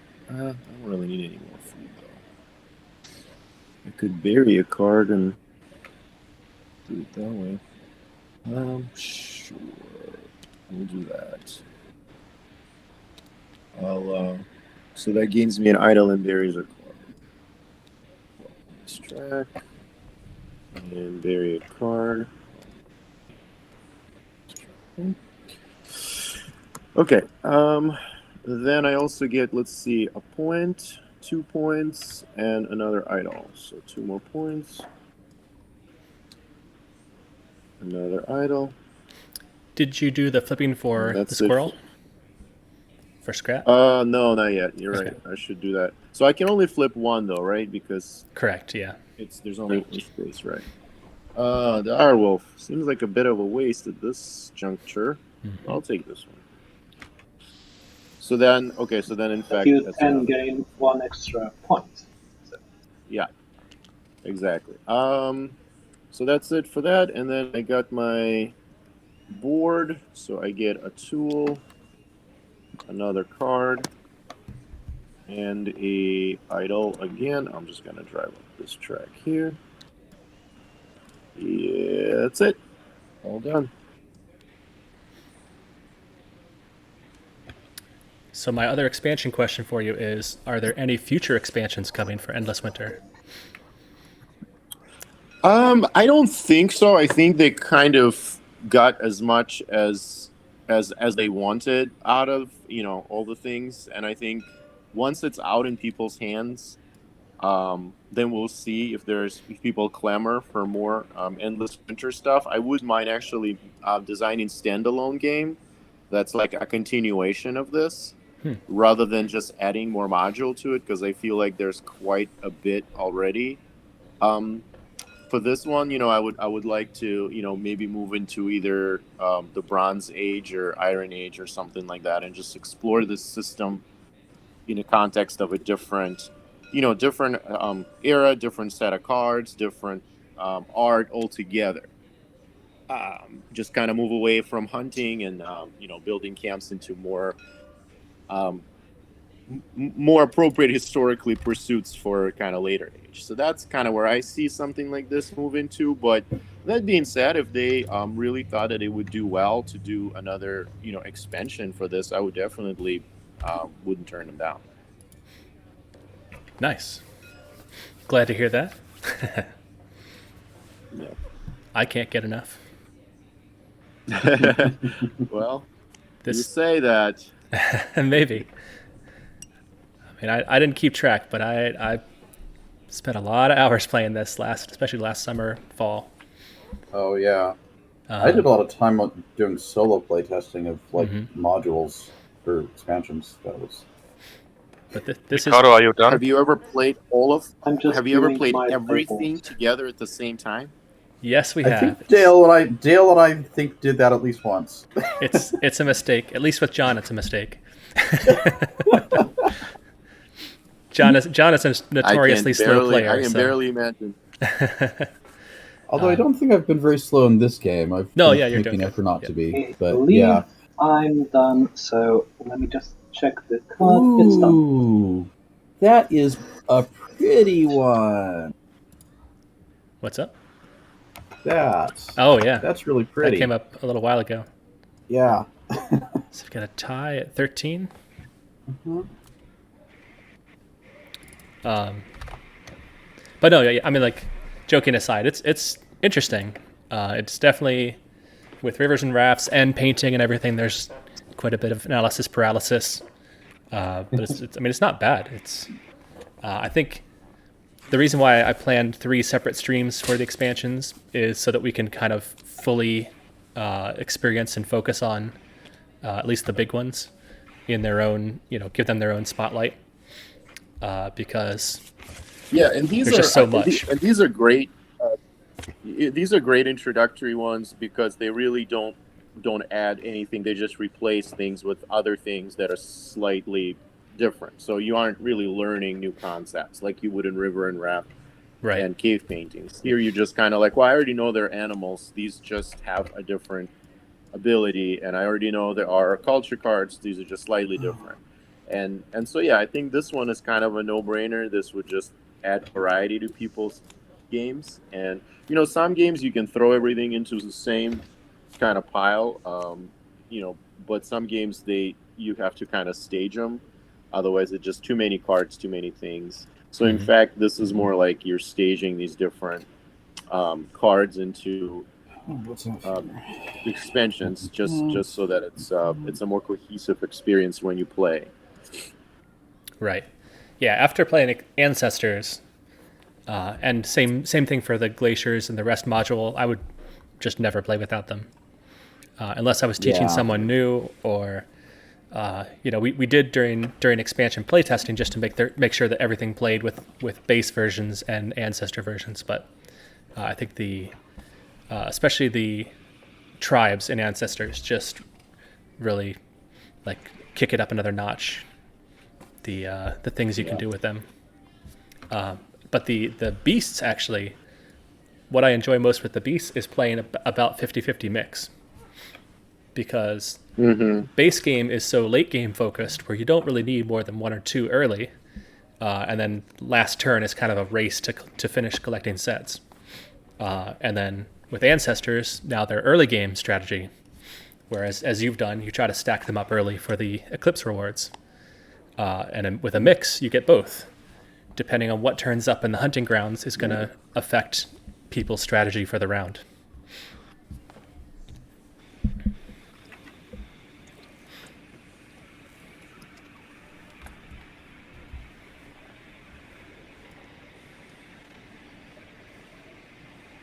Okay. So it's John's turn, right? It is my turn, yes.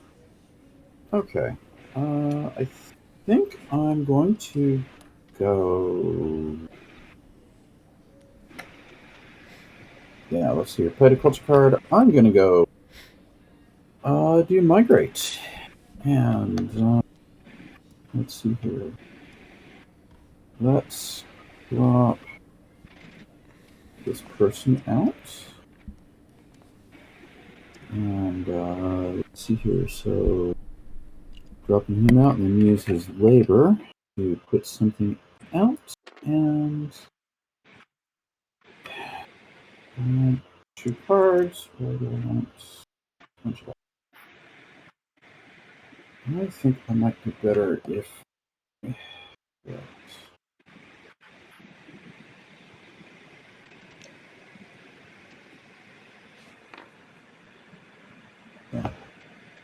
I'm going to go with this way here.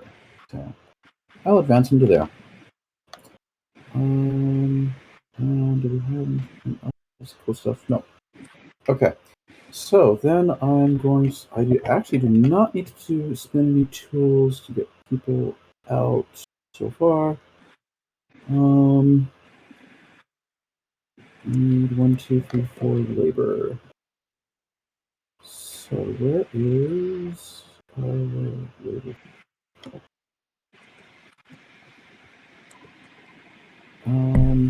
Right. So here is 1 labor. And this will be 2 labor. Quick note for anybody who's watching, by the way, while John goes through that. Scores are pretty low right now, and that is pretty typical. First round, you'll have a handful of points. Second round, this is kind of normal where you end up. And then third and fourth round is when you really start to round this corner up here, ending usually somewhere close to 100 before end game points, which is heavily comes from beasts, from tribe cards in your deck, tribe and culture, and from scoring the idle tracks. So looks like we're not far along, but we're halfway through the game.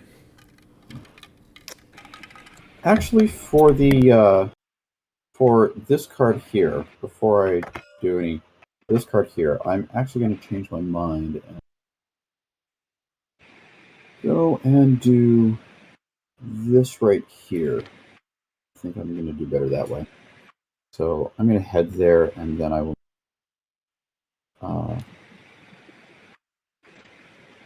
One labor, and this will be 2 labor, and let's see here. Okay. I'm going to spend a tool to put this person out here.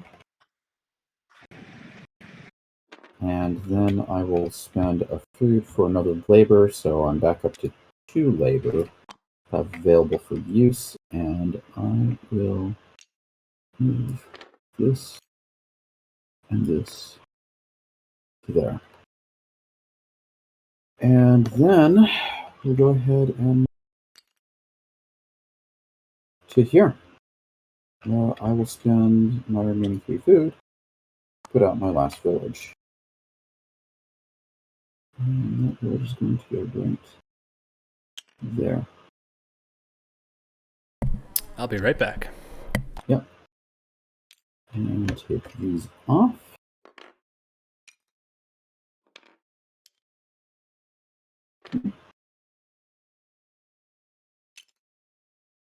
Oops.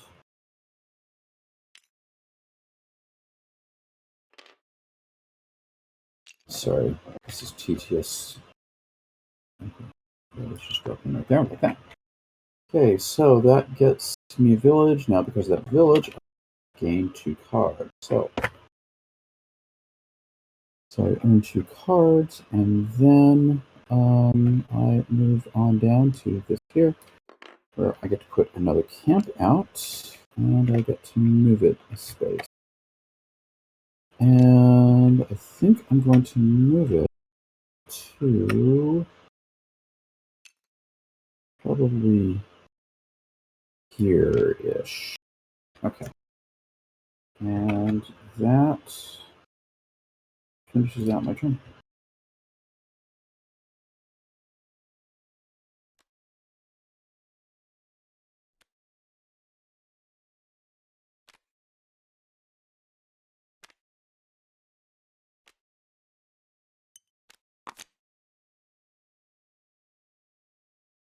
Dan, if you are talking, we don't hear you.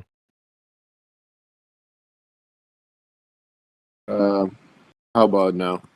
Yeah. Okay. Yep, that works.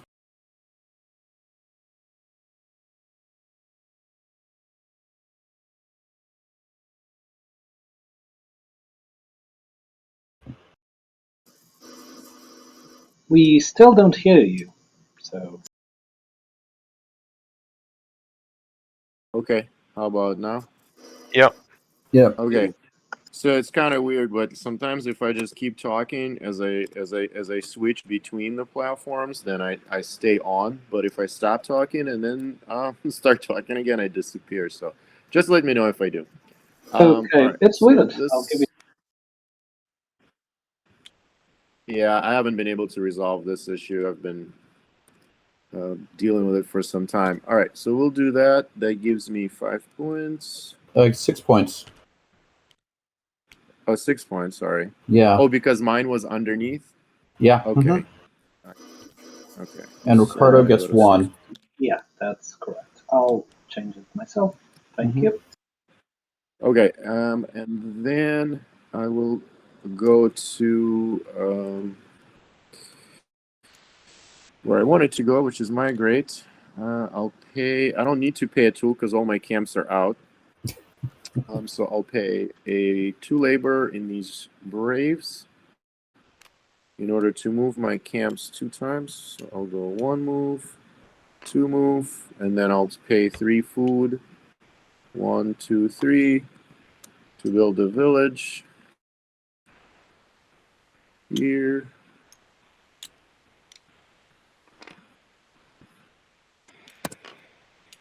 All right, and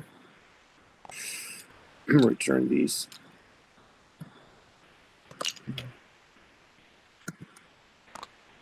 All right. And I don't get any kind of bonuses, so I believe that's my turn.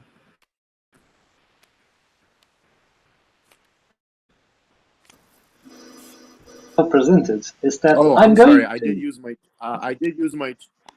I'm gonna use my Chiefs ability. It doesn't matter that much, but I am gonna take this beaver. Okay, go ahead. We're fine. So the issue I was going to say is that I would be going to annoy someone, and that someone would probably be Carsten, unfortunately.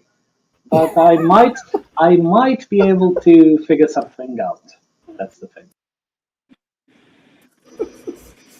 Idols is just amazing, and nothing stopping me from going where Carsten is. The thing is, yeah, I'm going to annoy Carsten. Or not, who knows? It depends. Is an idol worth so much as I couldn't do anything else? Because, I mean, it's an idol. It's not the end of the world.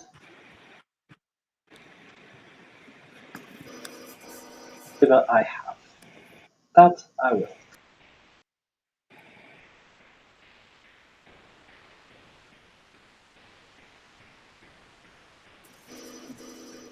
Here yet, right?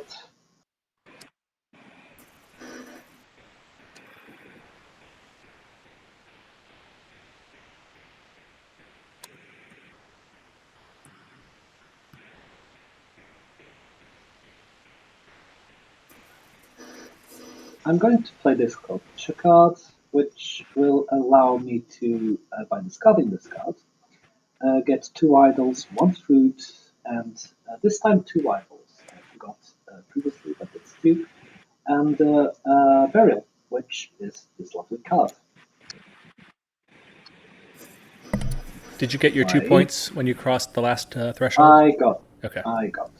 Now that you're here, maybe we should actually explain the strife cards since they appeared. Okay. I briefly explained them earlier, but just to recap, these are similar to Prosperity, where the person who plays the card gets an ability. Unlike Prosperity, anyone who follows the ability, the other players, they get the full effect that the original player did. However, they have to pay 2 points to get it. So now instead of an automatic effect they all get, but they only get half as much, they can now pay the points to get the full thing.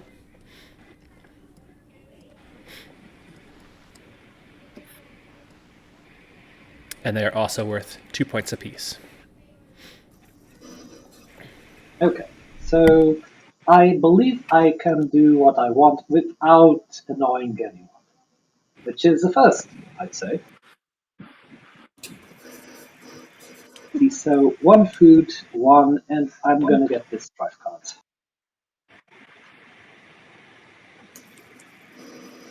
Let's play cards. So actually, what's better than I thought? Okay, so let's just do them one at a time. So this one is just place and move,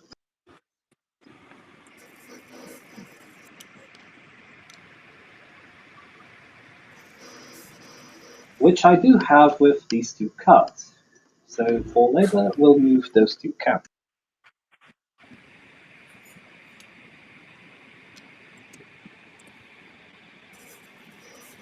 I am actually able to spend 3 food, which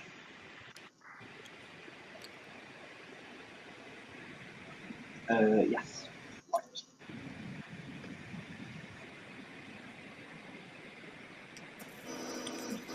Here they are. Okay, and that's pretty much it for my turn. See, I am not evil. Very convincing. Would you Given say, a maniacal laugh, that's always a trademark. would you say that you're not a crook? Or asking questions. That's sneaky. Not a crook.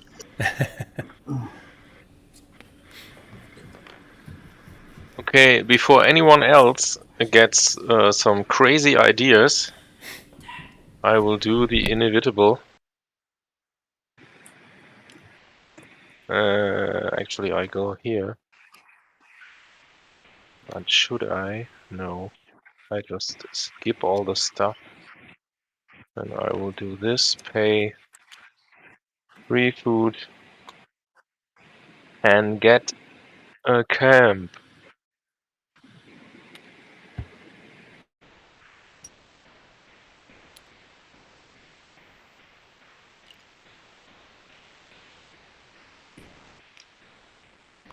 I think the reason we haven't such a Thanks. settling bonanza is because of that prosperity card that got played that basically gave everybody free camps, and then we, it's kind of changed the dynamic a little bit, because I didn't even play any camps in the first round, and now I already have 2 villages out.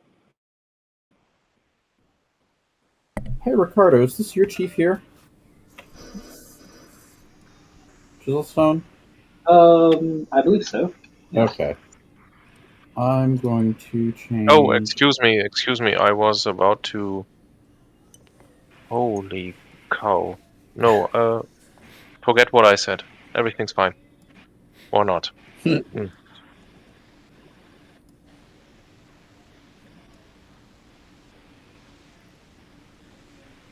I'm just coloring people's things so I can identify who's got something here. Oh, I can do that while you go, John. Oh, that'd be awesome. If no, okay, I have to hit cancel on that. Okay, cool. So I'm going to. It's actually been quite some time since I've seen a game with second layer of megaliths, by the way. Wow. I've got a wide open board, so I think you colored Stan's thing green. Yeah, I just realized that. I'm gonna go hunt, cause yeah, I need to. So if I put that out and then do that, yeah, okay. Let's see here. So this just lets me put something out, and then let's see here. Is it better than what's out there? Nope. Okay. I'm just gonna grab it, and then I get to ship it.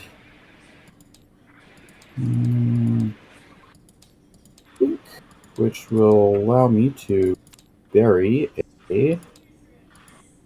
Will allow me to bury something in here. What's in here that's worth burying? Not that. Oh. Thank you very much for your service, sir. Dale, And then I gain 4 Yep. food. are you caressing my chief? That's very, very nice of you. I plead the fifth. And then I get some. Then I get some mystery meat here. So cool. And I believe that concludes my turn. Oh, should I? No, I shouldn't have. Yeah, it's fine. Yeah, so that'll conclude my turn.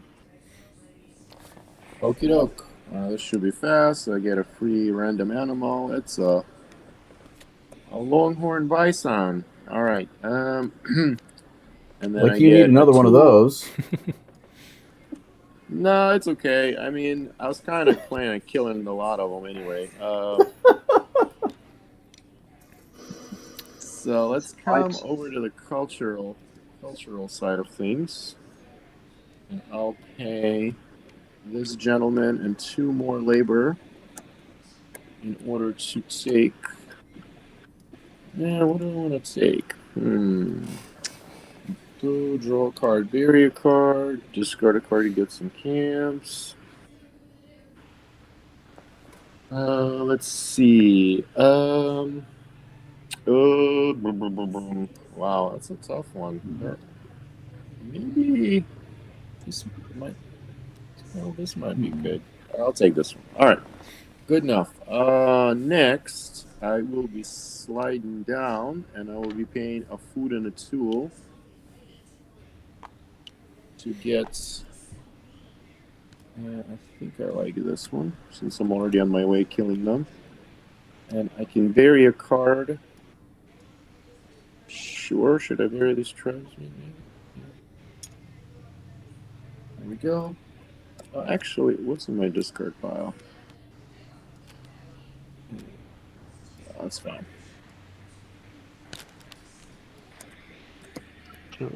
Oh, I am into toilet like that.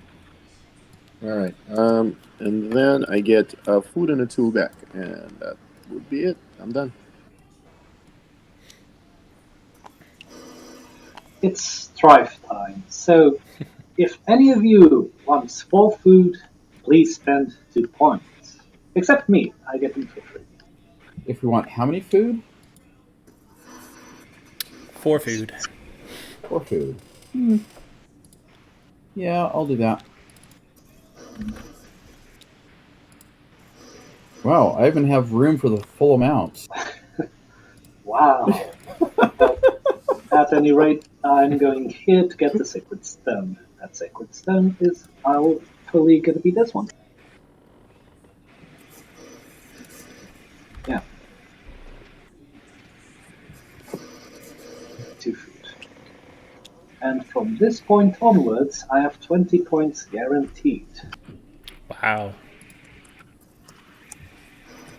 I would Nice. also get a tool and a food back, if not for Stan going there first. Is that 20 It does points per please me. round? It does please me so to just block somebody every once in a while.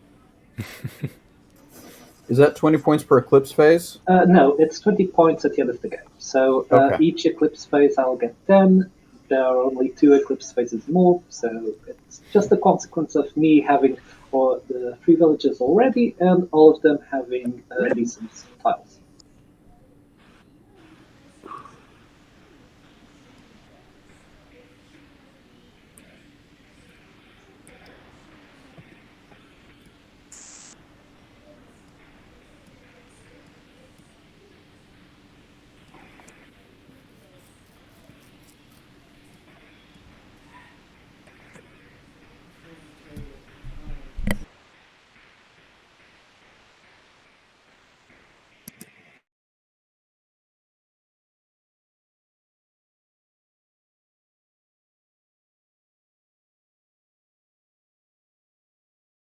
Did we lose someone? Connected. Okay. Just realized it is my turn, and I have no idea. I have no idea. Bug Stan in some way or another. Unfortunately, we have cast them. Or fortunately. It's always good to know.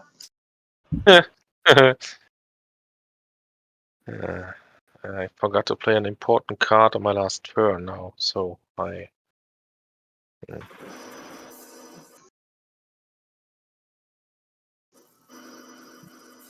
Okay.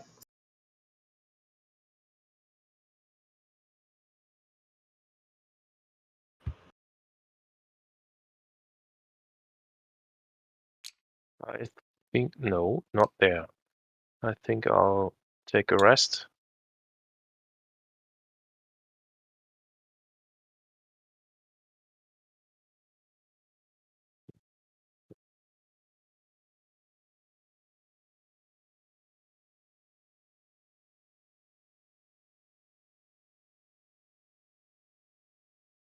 You're doing a rest action, Carson?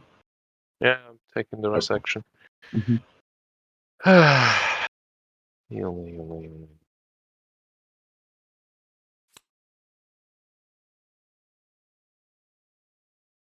Taking a familiar and killing this animal.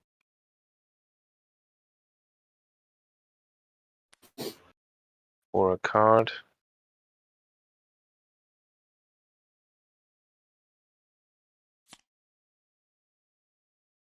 And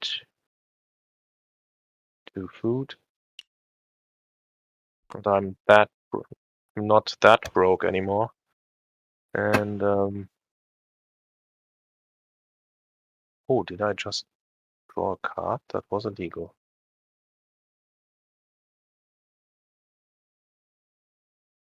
Ah, no, I didn't. What? And then I will take this token, which is reveal an animal and take an animal, right? Mm-hmm. Correct. Yeah. Yep.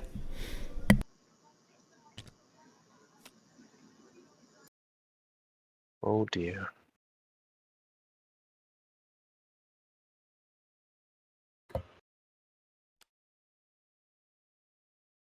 I'll take that beaver.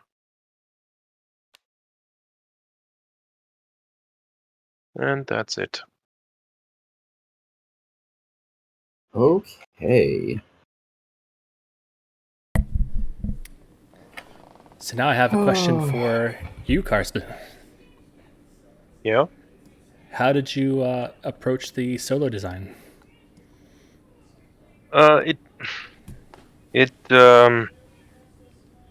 was. I think the most part was not done on my person. I did all the playtesting and had a lot of discussions with Johnny about things that I thought didn't work, which was for the most part the map, because that was the most difficult part, the camp movement. So to have a camp movement for the AI that actually made sense, and that was very difficult. And we wanted to have a behavior that felt natural, and on one hand to be a challenge, and on the other hand to really make sense. We wanted to have the AI to make senseful move turns, and yeah, that was quite the challenge. And we had several ideas, and we had several ideas we tested, and in the end, we were quite happy with how it played out. So it was what is quite a lot of discussions, where I came back with some experiences, and then Johnny always had a good creative new approach, and but it was quite a challenge to test with all the modules. This was really getting me really stressed, because I remember going on one week holiday trip, and the evening before my trip, I realized that the game completely broke when a certain deck of cards was mixed, which was possible, and I was horrified. And but we had to have a solution for that, and that got me really stressed. Gotcha. My mistake. I misread the Thanos' comment. I thought I read that you were the designer, but you were the developer. Is what he said. Yeah, right. Okay.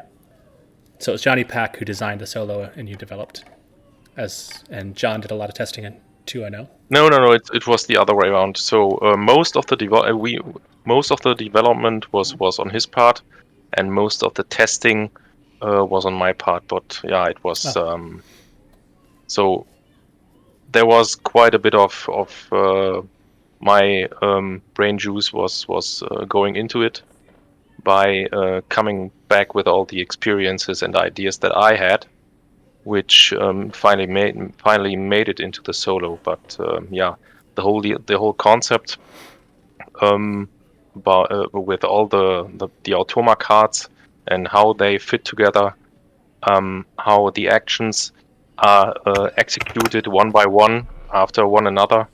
That was Johnny's idea, which Gotcha. works quite well. Cool. Okay, I just discard a card to do a second tribe card, and a second culture card, and playing that, I spend a food, and I get a thing, an animal, and a point. So, point back. And then I'm going to send my chief up to culture, where I will spend.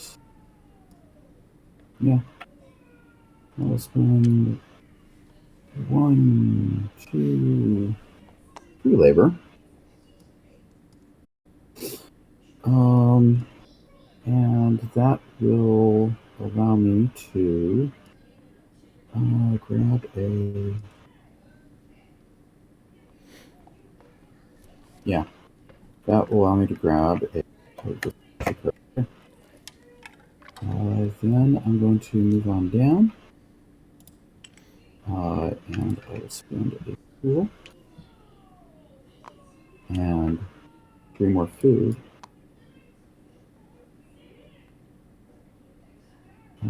Yes, I will have that. 3 more food, and I'm going to grab this sacred stone here. And that will allow me to take this tribe card into my hand. Okay. And then I move down here. And oops. Yeah, that works. Let's see. So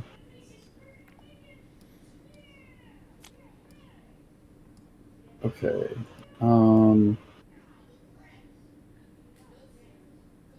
Right. So okay. Yeah, we do that at the end of the eclipse phase. Right. Okay. So does that end my turn? I've done everything except I need to put out an eclipse pile. And yeah, I need to do that. Point.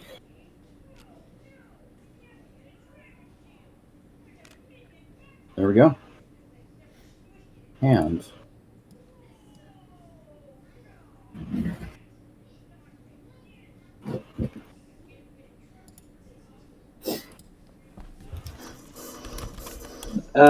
Your mic is out. You've disabled it on Discord. Stan, you're talking to Stan, right? Stan has his mic turned off. Okay. Oh, he's muted in Discord? Yep. Sorry. He said his mic is really messing up and he's working on it. Okay. Yeah, I stopped switching between TTS and Discord because it slows down everything.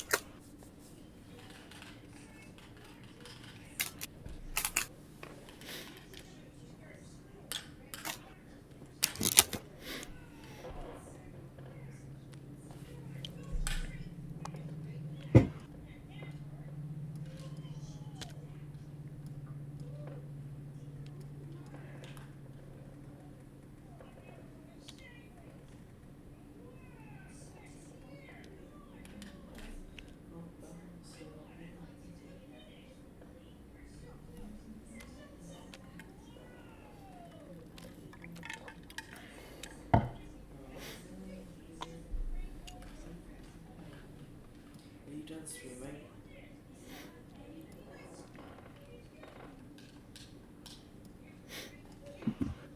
So while Stan is taking his turn silently, I have a fun story to tell as well from playtesting.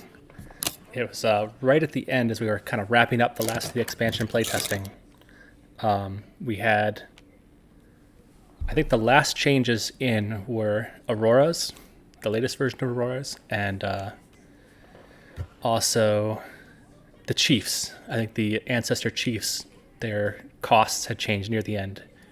Discard was added pretty late in the game, if I recall. And so we did one, I think it was sort of our final playtest. And everything was looking pretty good, but the one thing that was still kind of an issue was that there wasn't really any urgency to race for the cave painting action. Because the reward was you get a torch, but the torch you got after painting, so it wasn't really super important to get early in the game, and it was like people were just sort of waiting and just doing 1 or 2 big paint actions through the game, but early in the game it wasn't something people rushed for. And so Johnny's suggestion to addition to that was let's see if I can find it, the cave painting action. Yeah, it was the addition of this triggering a completed leg section that I think really pushed that action over the edge, because now, in addition to getting the torch, you can also trigger something that you've just painted, and that makes that much more interesting action now. Took a good cave painting expansion and really improved it.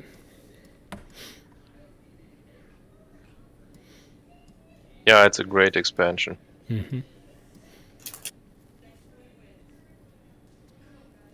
So, question for you, Dale. How did you come to playtest Endless Winter?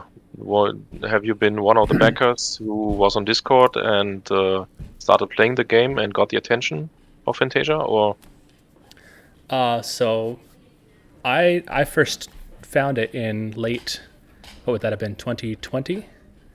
And I hadn't ever backed a project before. I was considering it around Christmas time, but I just couldn't justify waiting a year to get a game. So then I late backed it. Finally, couldn't hold off any longer. And right around the time that they announced they were going to do the tournament, that was, I think, in maybe like March or April of 2021. And so when they said that, I think they mentioned something in the update about any volunteers who want to help with the tournament. And so I volunteered and came up with a rough idea of how to run things. And we just went from there. I ran the tournament, and then that was right at the end of playtesting the base game. I think there were a couple minor changes that came right after the tournament. The addition of these here, the bonus points if all the tribe cards are gone or all the culture cards are gone. That was a late addition. But yeah, then after the tournament ended, then I just got into testing, getting people together on the Discord community for playtest games. And as soon as the expansions came out, jumped on those, and we playtested those a lot. John, Ricardo, and I, and Board Game Dave. And so just had a blast with that experience.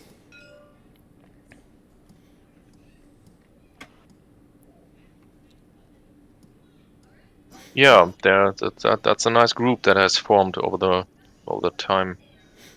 Agreed. Not many interesting. This one's the first.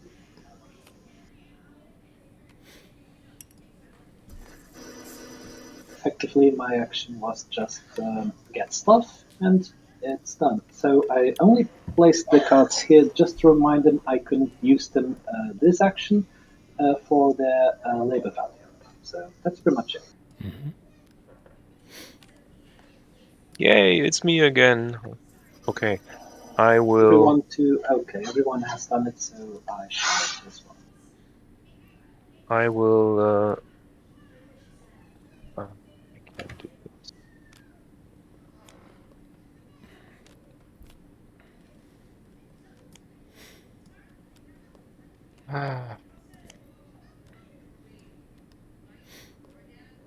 What will I do?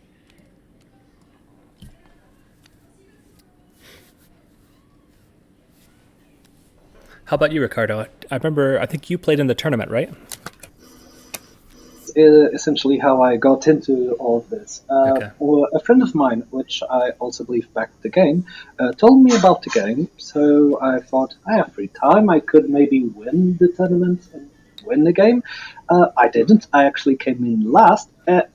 After my computer went to hell and back. And then Thanos asked around for help with playtesting, I believe the Ancestors and also the cave painting mostly. And I volunteered, and here we are after what seems like 8 months. Yep. Weird journey.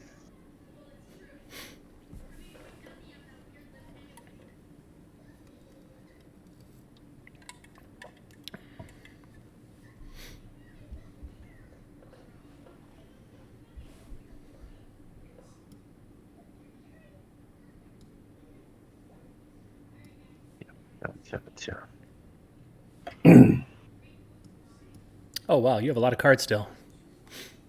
Yes, he Yeah. does. So Heavens. I will pay 1 food. sorry, I have to place my chieftain thingy first. So, pay 1 food, get a card.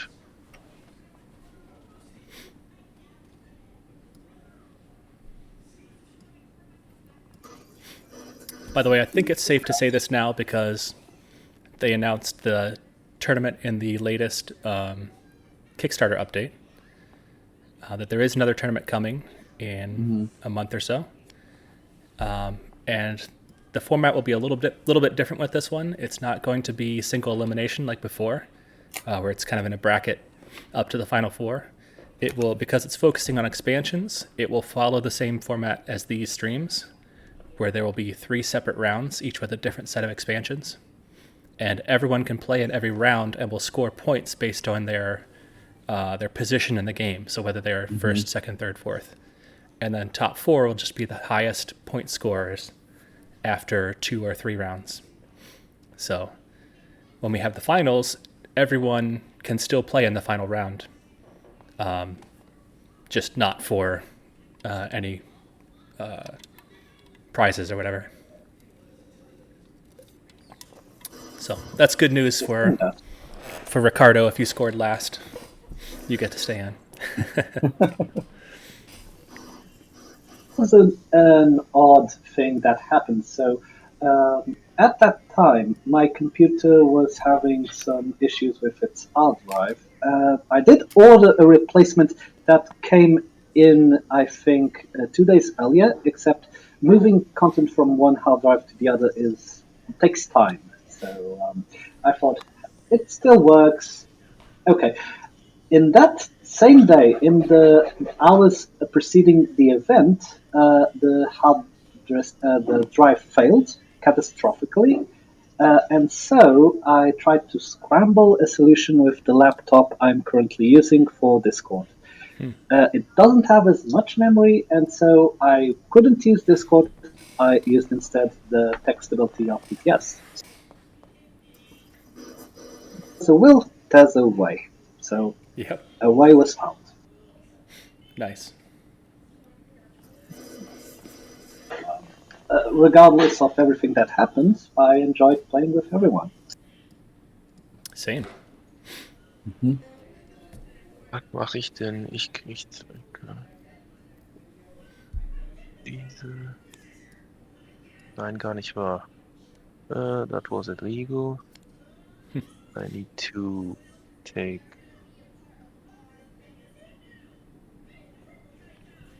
this one and to hell with it. This one. So I took 2 cards for the 2 labor.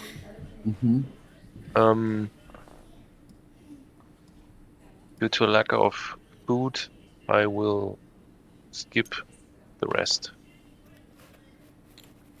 And that's it. All right. You need to put out your... Ja, genau. Ja. Okay. Eclipse thingy. Yeah. Yep. Thanks for the reminder. We'll do reminding. the check.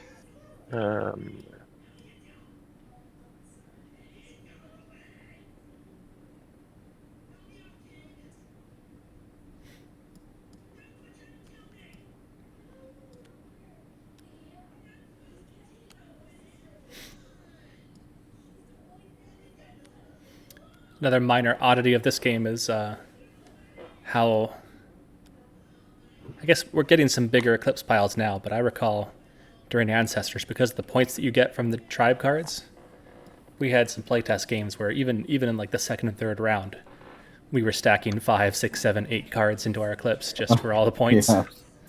the points and the abilities that go with them. Yep. I think we found Ancestor games where you had all Ancestor tribe tended to be a good like 20 points more in score than other games without them. Cave paintings did that too. I think cave paintings you could count on regular additional 25 points. Yep. Okay, I've finished my turn. Okay, so we reveal Eclipse piles.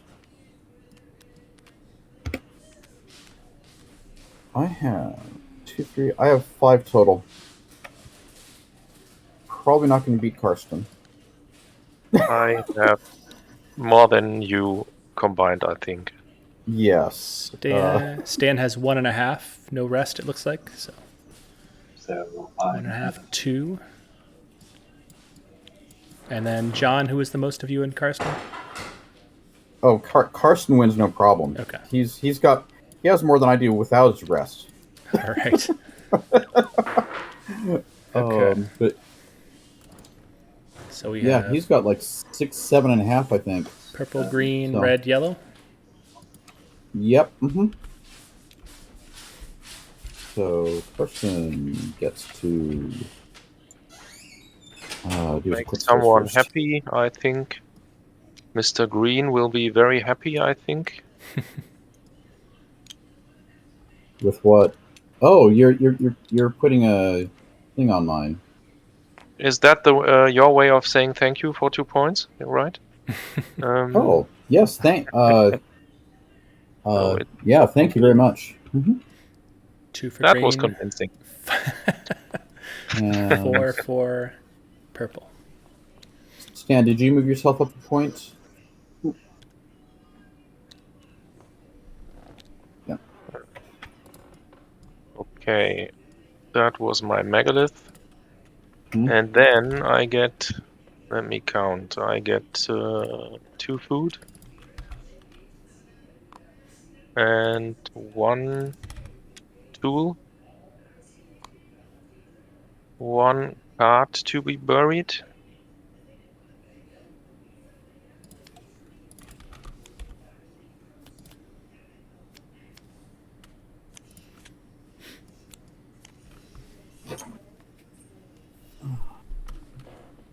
One camp to be moved, which doesn't make much sense, I think.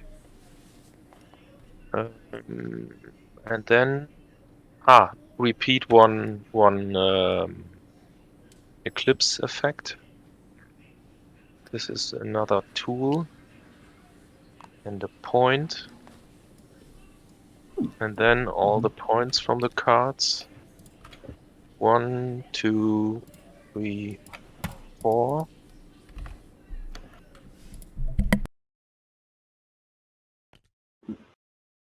Oh, I forgot to resolve the map. I think he's first. Well, doesn't matter.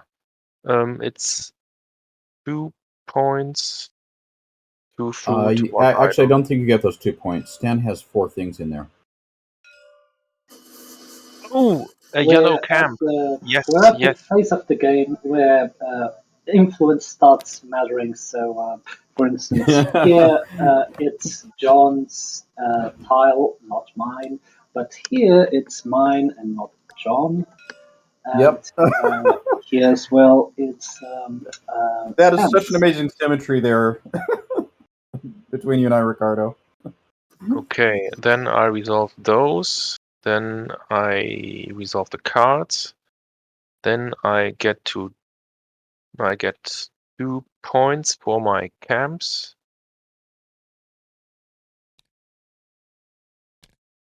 And I get to draw 1 card.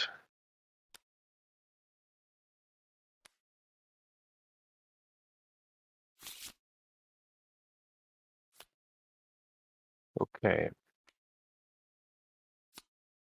And then I have this animal that gives me another food. Okay.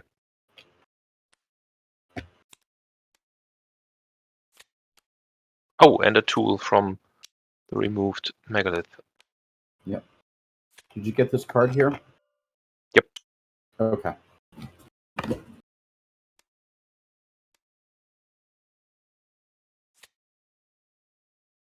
That was not very clever. And you got 2 points for your Sacred Stone, right? Yep.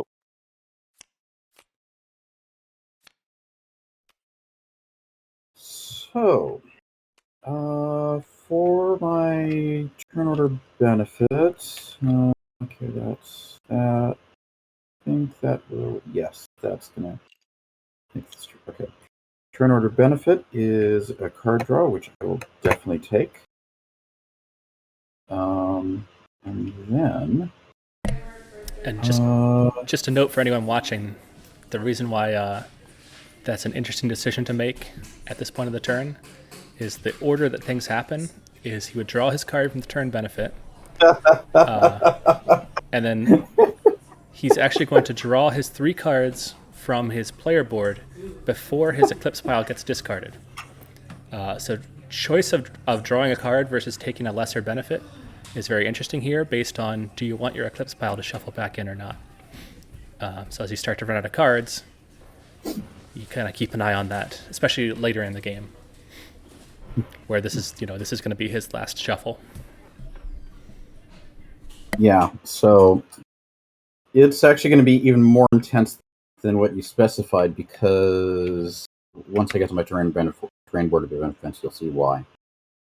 So for tribe cards, okay, this is a culture card, comes back to my hand. This lets me bury a card, so now it is going to be this one here. And an additional note on that culture card. Culture cards have no effect in your Eclipse pile, so they can effectively be used to bluff. You can play it in your Eclipse to make it look like you have more, and then it just goes back to your hand and provides no labor. And that's what he did. Yep. Let's see here. Now for my Trailblazer. Okay, well actually, let's do this. Okay, so I have done her. Let's do this thing first, which is this card gives me a tool. And a point. Okay. So actually, I will. This is where I'm going to put all the cards that I've processed. Then this one will give me a point and a camp move. Now I have one camp that is in a rather not useful position, and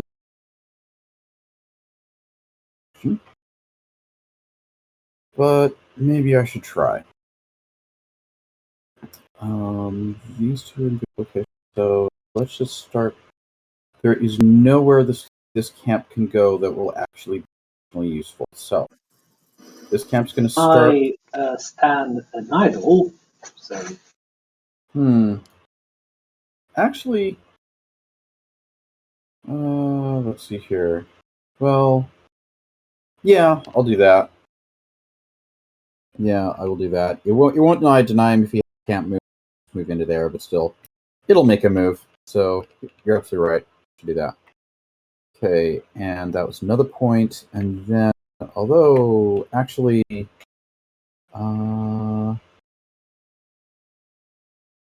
know what? No, I'm not going to move there. Because I'm going to use this to copy it. And I will move it to here. So that's I got 2 camp moves, moved it from here all the way out to here. Not that that's going to do any good, but telegraphing if you like. Oh, And guys. yes. Sorry, John. I actually did an illegal move. If you look at the megalith board, I am not allowed to stack a neutral megalith onto other. So that means I lose 2 points. Yeah, and I'm 6 losing points, and Stan loses 1.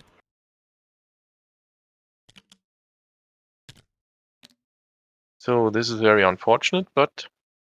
By the way, Carson, did I move you accidentally while I was scoring? No. Okay, I moved the right thing. Okay. Okay, so I dropped down by 2 points. Cool. Now we come to my terrain board benefits. So,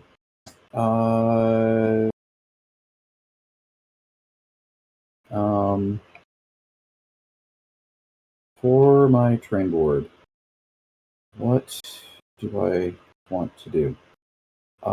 First, I get 2 food. One column by column.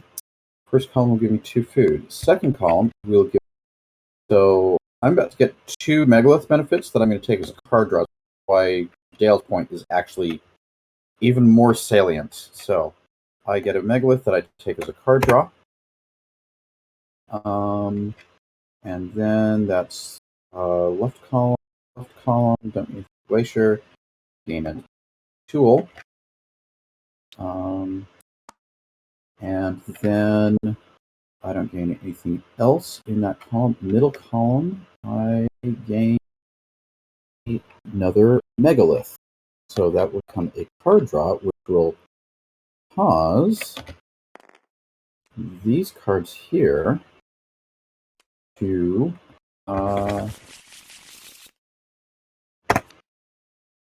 be shuffled, and then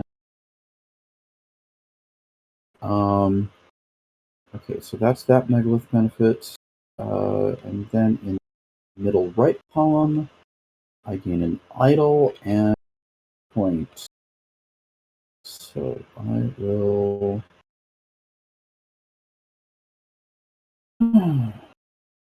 Yeah, I'll do an idle and I gain a point. And that I believe completes my terrain board. So now we come to my player board, which seems to be really interesting. First, I have a tool that I take as a food. Hey, John. Yes. Did you score your points from your tribe cards? Yes, I did. Okay. I had you at 15 at the start of the turn, I thought. But I could be wrong. I had to lose 2. I know it. Because of Carsten's Well, megalith. yeah, I had to lose 2 because of Carson's megalith, so that should mean that I would have actually started at 13. Well, that's what I was asking. Did I accidentally move somebody else's things while I was scoring? I know I moved somebody's. We might be okay. It might just be that I updated it after you moved from megalith. Okay. Yeah.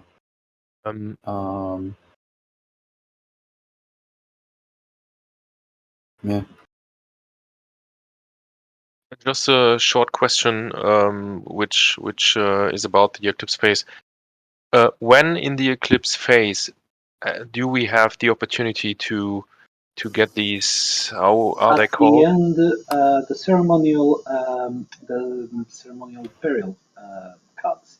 You can get them at the end of your eclipse phase. Of my own eclipse phase, so not when everything has done their eclipse phases, but at the end, it's instead at the end of my own. Yeah. So if you want to take one, if you want to take one retroactively, you should do that. Yeah, then I will do so. Okay. And so you would score that right now. Yep. 10 points. So it's 10 points. Yeah.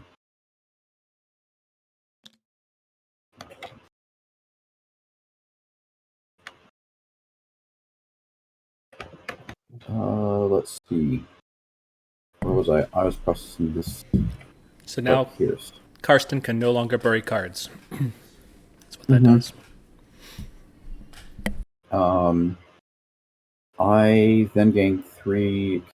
Took a tool as a food. I need to do 2 idols, so I'll do 1, and I will do 2.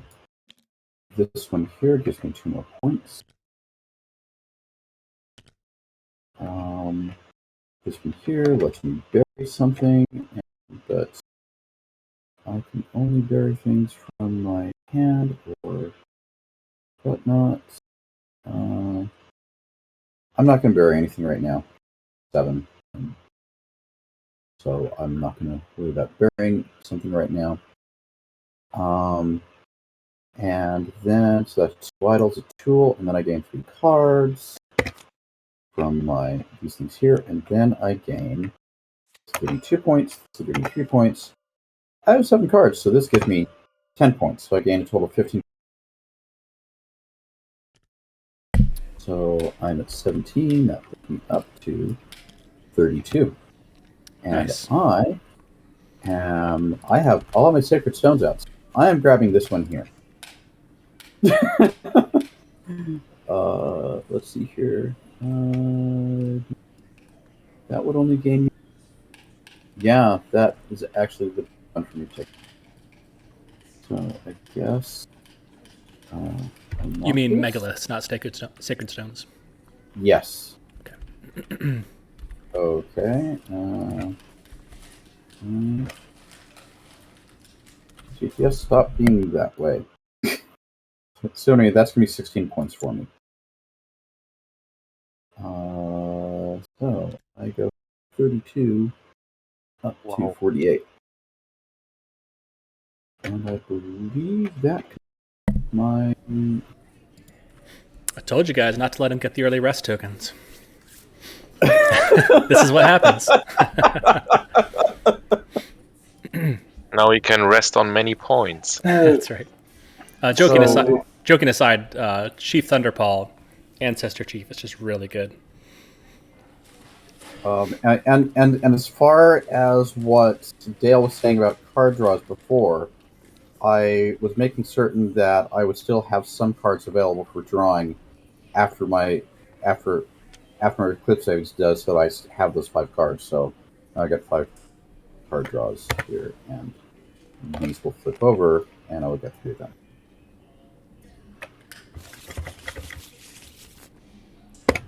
Hey. Nice.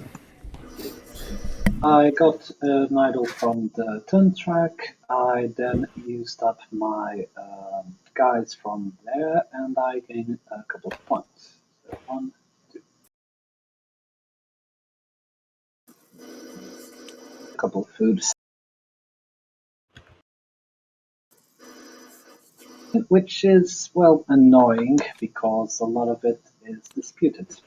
So let's try and do things column-wise. So first off, it's the megalith. So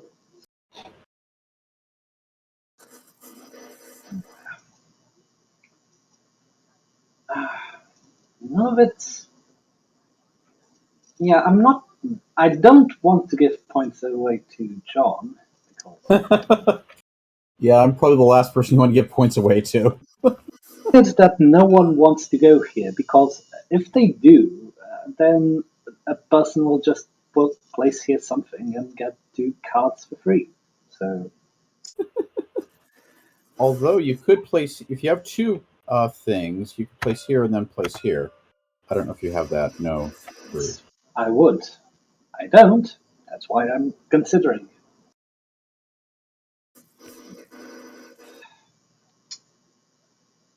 The thing is, you're going to get to a lot of points just from being there, so I'm just going to get a card into this card. I think it's the sensible thing to do.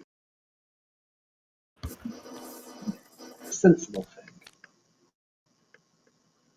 And it's going to be, yeah, this one. Why not? One's done. Second column. So this one, as I said previously, is influenced by John, so I can't. However, this one I perfectly can, so it's a tool and another tool from here. Which, if I could trace the tab button, to food, 2 points from here, but unfortunately not from here, because Stan has 4 influence stats. I have on the board is now accounted for. Now it's time for the player board. So I grab my 3 cards. And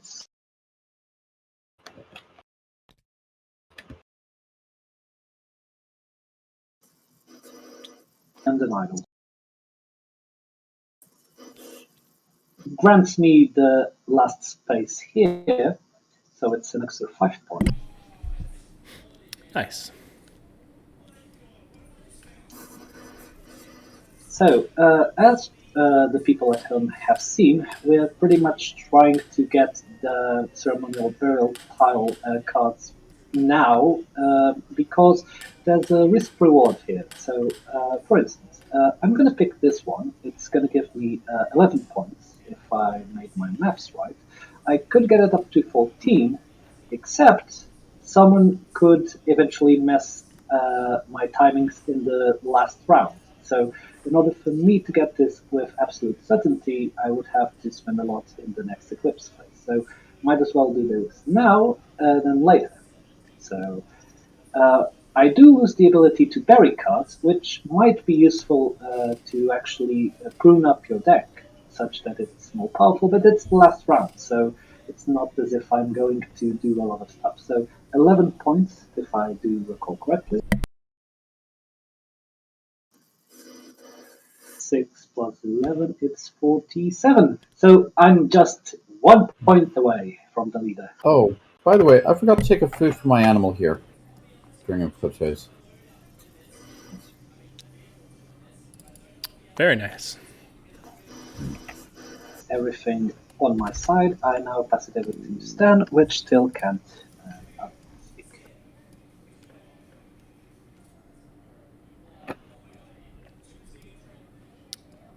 So while Stan has taken another silent turn, John, I think you're the only person who we haven't asked your story for getting into Endless Winter. Okay, let's see. Yeah, I think it's around November 2020. Yeah, of 2020 when the Kickstarter happened. I saw it. It looked interesting, and then what was it? I saw it looked interesting. I backed it. I then Alex Radcliffe's review of it, and that that's when I realized that I need to get. I really should get all the stuff for this.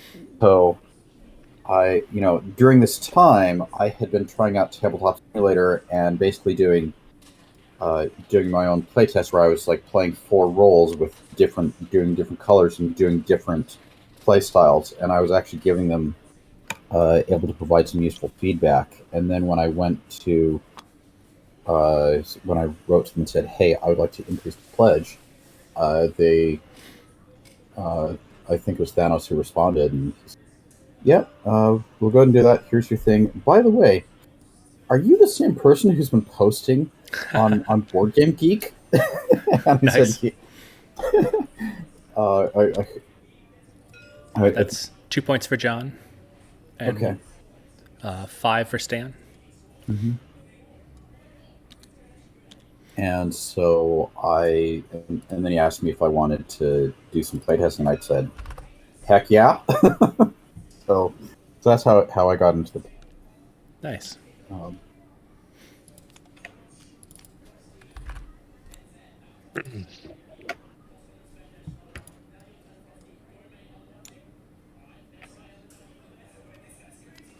So, are we done with the eclipse phase? I think Stan might still be going. Oh, okay. I wasn't seeing that. He's doing player board now. Yeah, it's interesting. Playtesting is such an interesting thing to be part of, but it's always dangerous for a designer or publisher to rely on one and the same group. I noticed this several times. First of all, with Oda, who is a good friend. I've playtesting his games a lot, and he was telling me more than once that he was fine with the game. His playtester group was fine with the game, and then he presented it to a completely new group of testers, and they destroyed the game and said, "This is not good, that is not good," and which was a big surprise. And Therefore, it's always important to have different groups of playtesters. Mhm. Okay, I'm doing I my. think that was. Sorry. I think that was part of the reasoning for the first tournament. Are we starting our round? Yep. Okay. So we need But yeah, the we need a tournaments they are. rest token. Animals are all filled already. Culture cards. Yep. I'm. Okay. All right. Final round.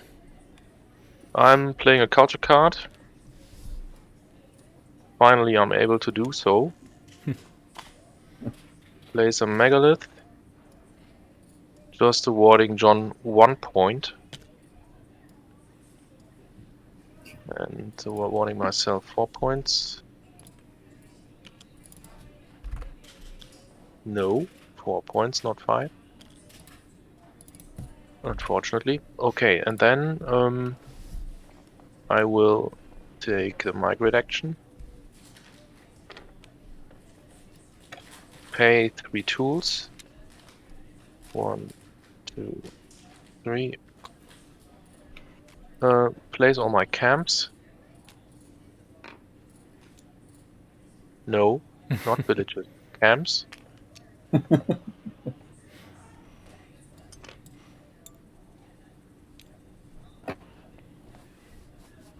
And the cards I'm playing for this are 1 healer, 2 healer,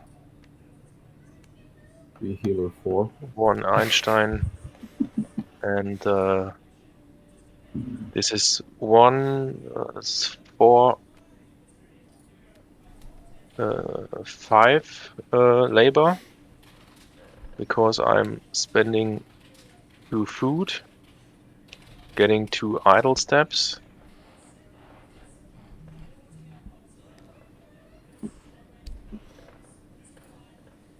And then I will move some camps. 5 labor. First camp does 2 moves over here.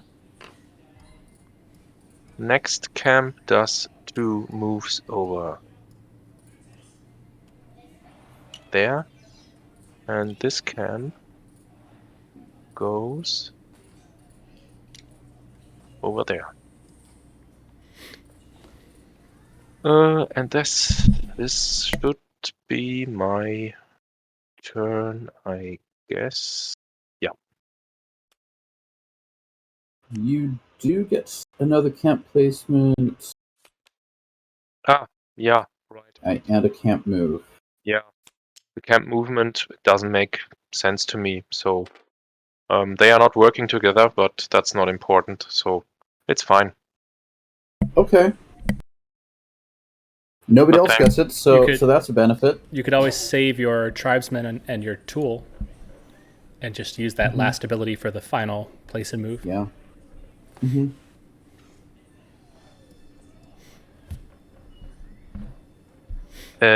That's actually correct.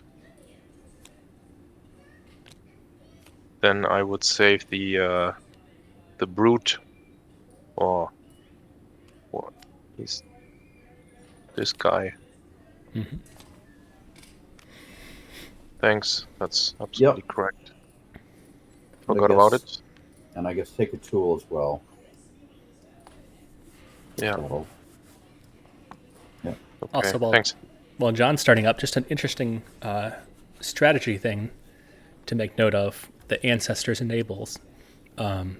Ancestors in general, because you get so many food and tools from your Eclipse beasts during Eclipse.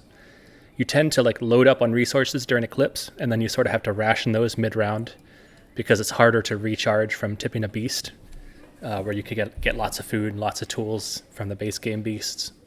You get lots of other benefits, but not so much food and tools. So those can kind of be scarce. But the Napper, I haven't seen you guys doing too much of this.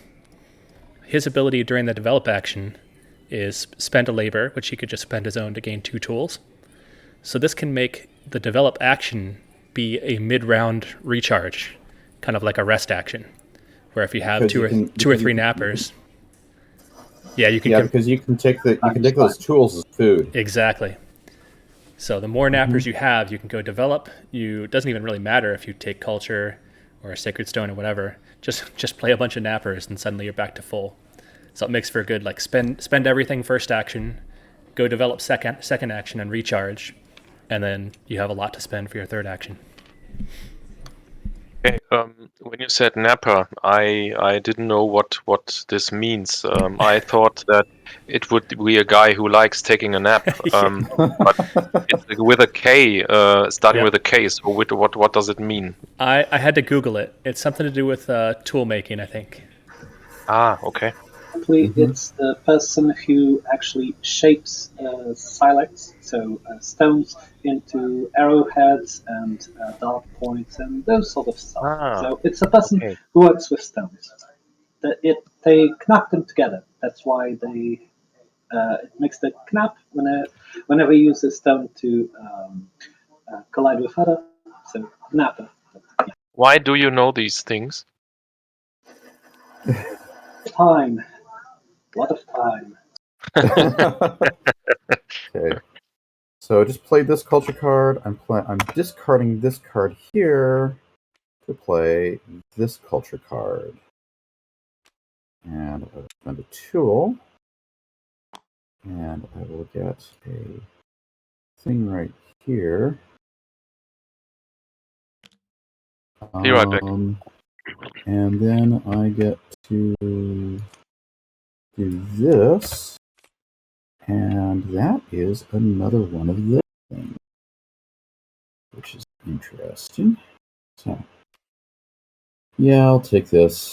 It'll be cool to have a multiple of something. I guess I'll do that like that. Okay. Then I have to send somebody somewhere. So, I will go.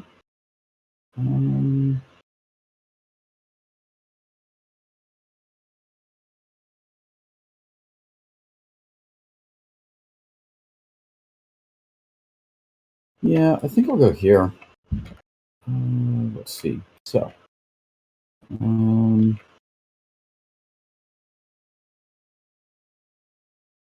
so I will pay a tool and a food to get one of these. And I will pay another tool and another food to get one of these.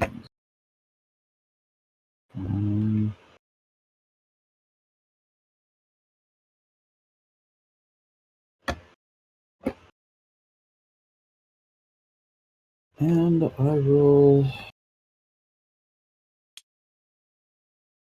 tool and another food to get one of, let's see here. So to do one of those, one of those.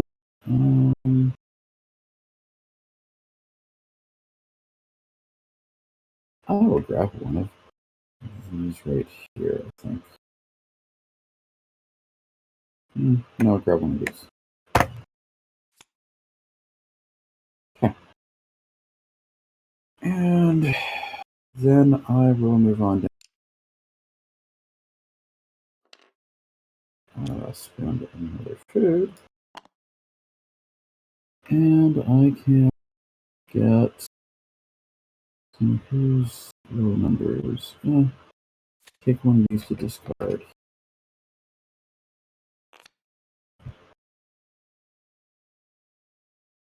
Okay, and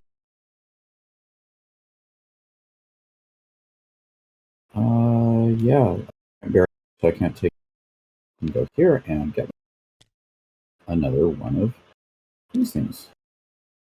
And I'll lose my turn. Works as well as I think I'm going to have a good last round, but we shall see. First things first, I am going to play this card and this card, this one.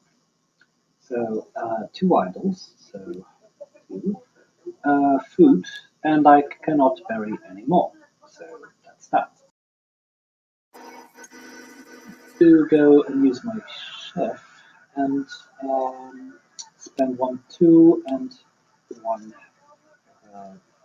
food to get the card.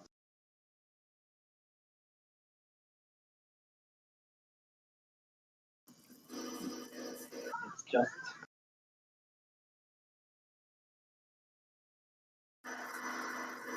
that will do. It's high value, so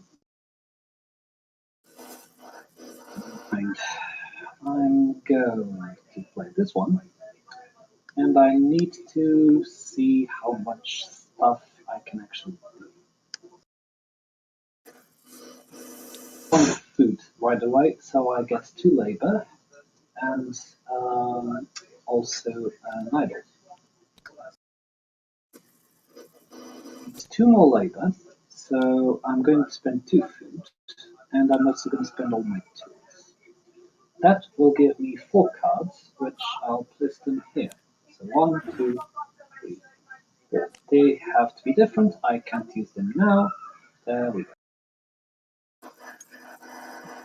The bottom part. I need to spend 1 food. I see the issue. I think I can work it out. Okay. And it allows me to place a card into the discard. Might as well be. Might as well not be all of this because I actually picked the deck by mistake. My bad. I think it's they were 6, so just 1. The bonus, and that's it.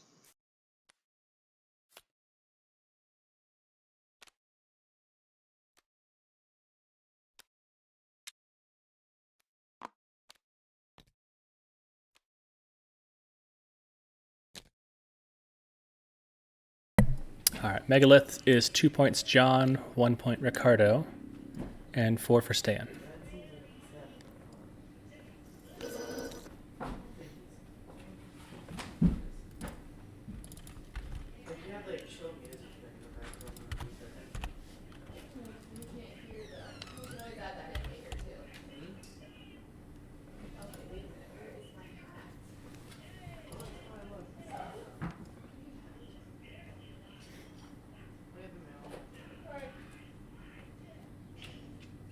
No, there was no mail.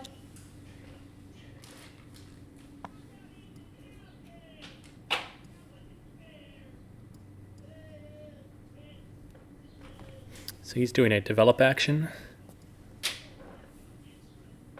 Looks like he spent enough for 1 culture card.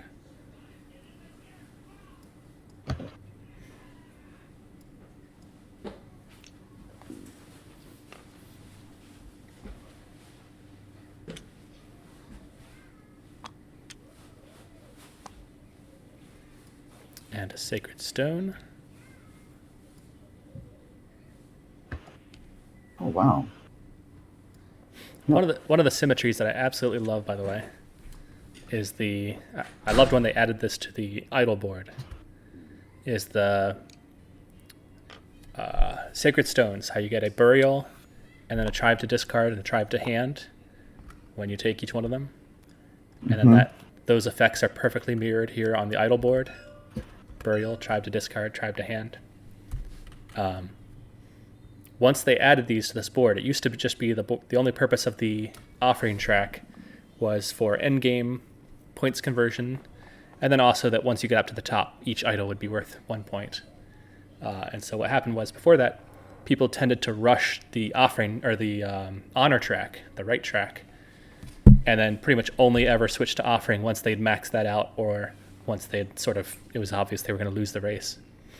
And with these added benefits, it's now viable to go either strategy, to go heavy honor or heavy offering or a mixture of both. And so I love that. I love what that did to the idle tracks, but then I also love that mirrors what's on the player board for Sacred Stones.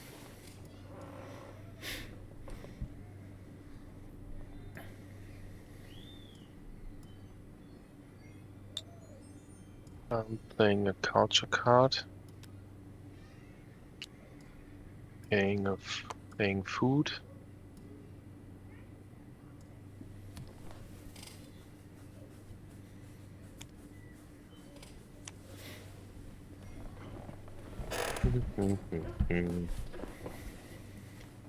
And then I'm going over here.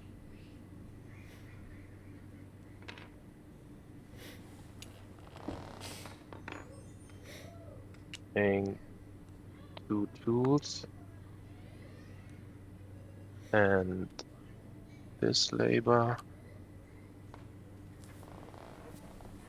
And another food.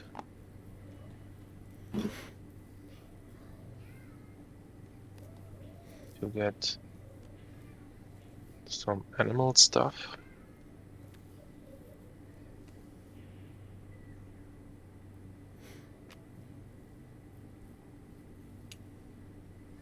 Then I will eat my beaver.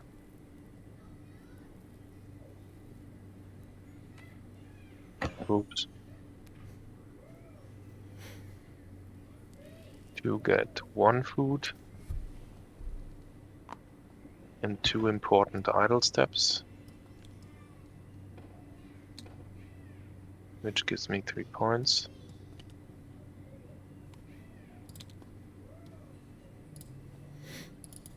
Holy cow, where is the red player? On the... below the yellow, okay. Okay, then I did that stuff. I will draw another card.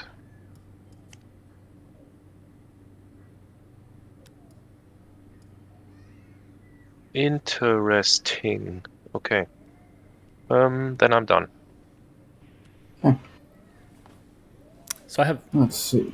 I have one more question for Stan. I don't know if you're able to tab out and get the mic working, or maybe you can answer it in-game text if it's not too long. But the other question I had for you was, were there any big surprises through the design process of this game? Something that you really thought would work that didn't, or vice versa? Anything that really jumps out there? Yeah, so I tabbed out. So yeah, I can do it as long as I switch back and forth. So yeah, I'm sorry, you said what part that I thought wouldn't work out that actually worked out? Yeah, just anything that really surprised you that you thought it was going to work and didn't, or that you Oh, thought would. sure. I mean, there was a ton of changes and a ton of adjustment. I mean, this game was really been through a lot of development. Um, the reason was because of all of the expanding nature of the design. A lot of things we had to kind of like set aside for instance. There was a lot more limits to things like what you could and couldn't do. Like limiting the number of times you can go to the same worker action or what the max hand could be. And then we were sort of removing these barriers and like saying, oh, you can have any number of cards in your hand. You can put any number of cards into the Eclipse pile. One of the early things that I had that actually kind of like is that putting things in your Eclipse pile was also like a turn order thing. But so basically, like if you took an action where you put cards in your Eclipse pile, you took the first player token, and the next person that did it took the second player token. And so the advantage of that was that you got to be first, but then you showed everybody how many cards you put in your Eclipse pile. But then once we replaced it with this track, the turn order track and its rewards, that didn't really work anymore because you needed to kind of resolve that simultaneously when you reveal. So there was a lot of stuff that got adjusted. I couldn't even tell you if it was most of the game or some of the game, but it was a lot. That's a fun one. Yeah, that's really interesting. Is this the first Mastodon that's come out? No, it isn't. Okay. Although I think Stan had that as on his from startup card.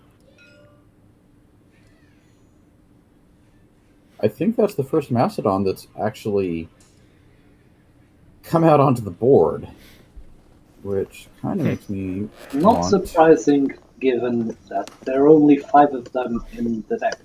So. Yeah. Yeah, I'm gonna go ahead and... Why not?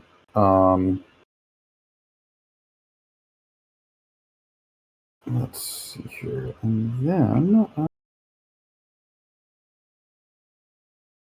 yeah, I'll go ahead and do this. And that will let me pull out another one. And Yeti. We have a Yeti. Okay, so that's just the... Oh, so that's man. showing my clips. This is 1 point per sacred stone. Yep. You mean the animal with the big green hand in its face? Yeah, okay. Yeah. Yep. So this is worth 3 points basically. Yep. Okay. So in that case, I'm going to grab this right here,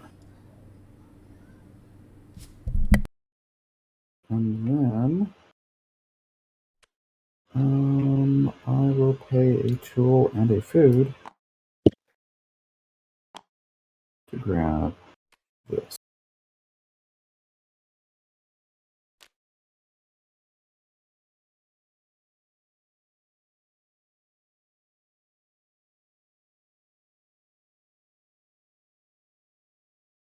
Yeah. Okay. And let's see here. So then I move down to here. And I can go ahead and tap that and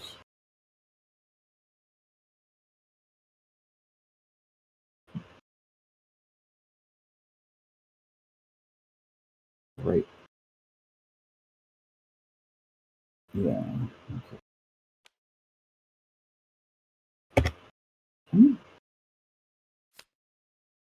Ugh. KTS, please stop that.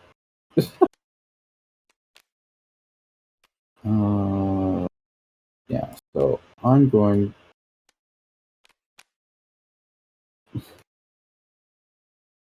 Okay. Tipping that will get me food, and it will get me a culture card, which will be this.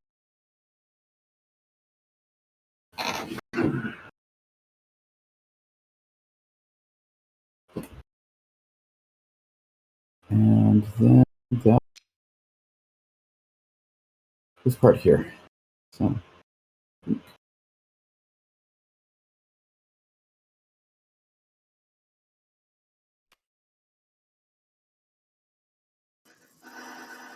So I'm gonna do a lot of stuff. First off, culture card. But before I can actually play this card, unfortunately, I had everything well put except this card, which refuses to enter the zone for some reason. Okay, so first things first, I need tools. I get 2 tools, and if you want to rescind 2 points, you can also get 2 tools.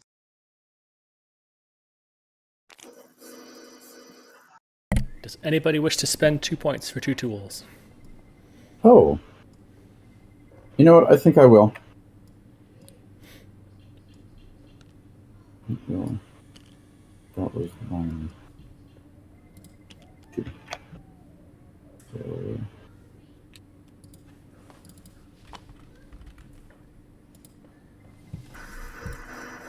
So, moving on. I'm going to get a second card, a second culture card, by discarding Little Wolfy Boy. So, and now I spend 1 to get Megalith. And might as well deny points for someone else. Been hearing that a lot today.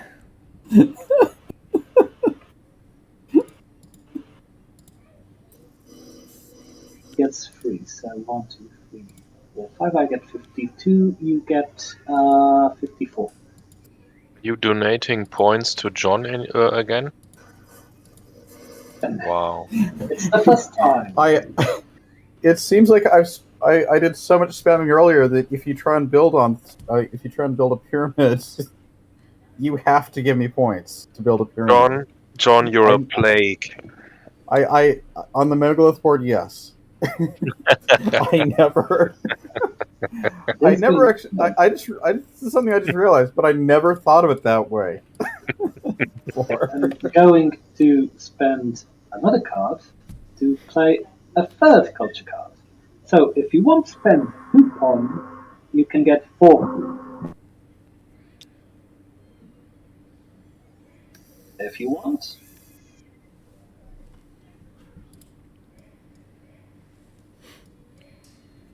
So my screen in Twitch Studio is black, but it still looks like the stream is okay, so I'm not sure what's going on. Okay, keep an eye on that. Yeah.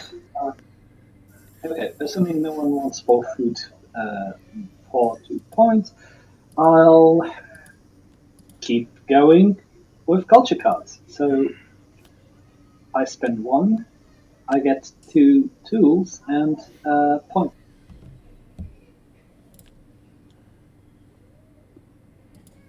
And with this, finally, I'm going to play an action, which is going to be hunting. So, first things first, I have this guy right here. So, show and get. So, I'm going to get the Yeti. It's 2 points, guaranteed.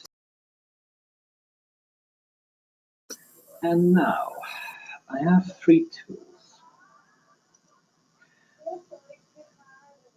I'm going to spend 1 food, so I get 2 labor and an idol.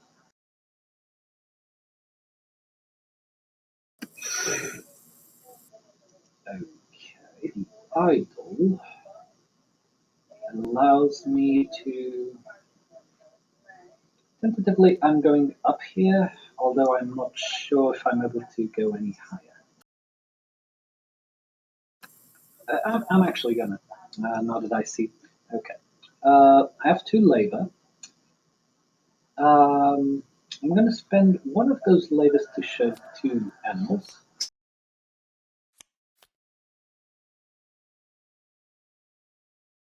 Interesting. I'm going to spend the other labor from the healer and 1 food, also with 2 tools, to get the beaver and the bison. So an extra 2. And I could get a third one.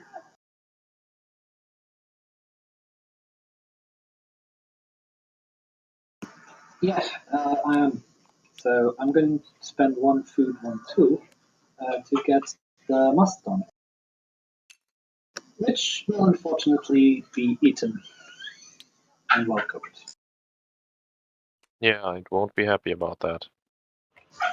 Unfortunately, no. That being said, it's my turn. So, Stan, you're up.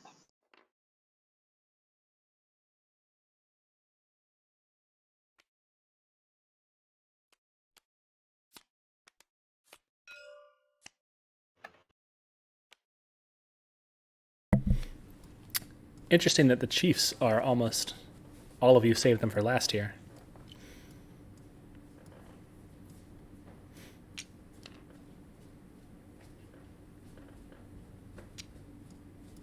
They are just lazy. They have to be lured out.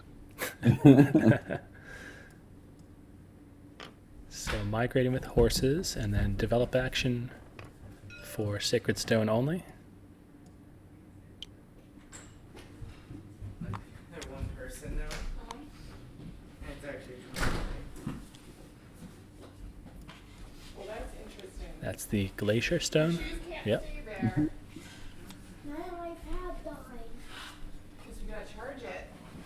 The charger's down here, isn't it? Okay, I'm resting.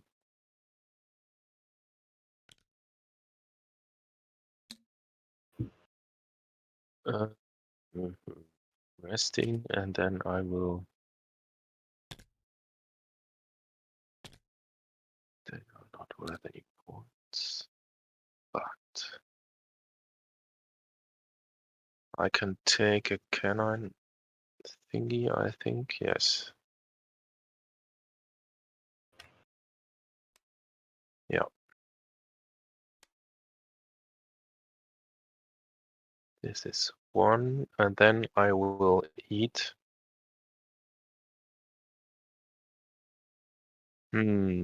Placing a megalith, does it make sense?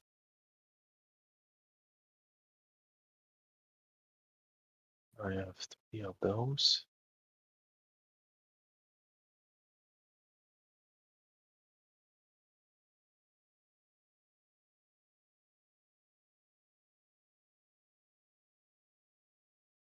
What shall I eat?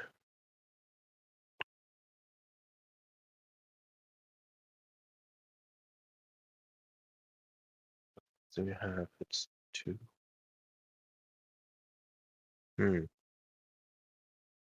That would also be a point.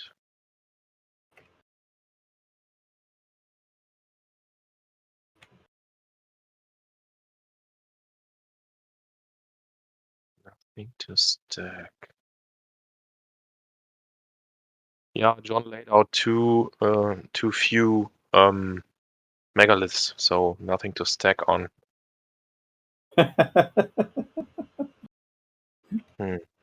Not sure what to eat. The megalith. Yeah, that wouldn't make much sense. I don't know.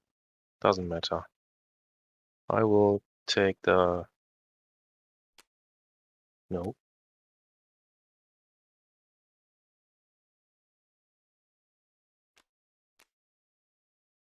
I will eat one of the cats,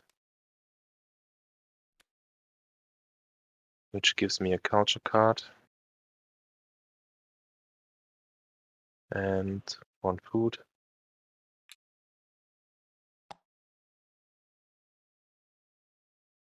And then am I done? Yes, I think I'm done. You need to put out an eclipse. Yeah, right. My son Benny is here to say hi if anybody's watching the stream. Hi, Benny. Hello. Hi. Up there. Say hi. Say hi. I'm waving Don't even though my forget hi. camera's not on. Okay. That hurt. Okay.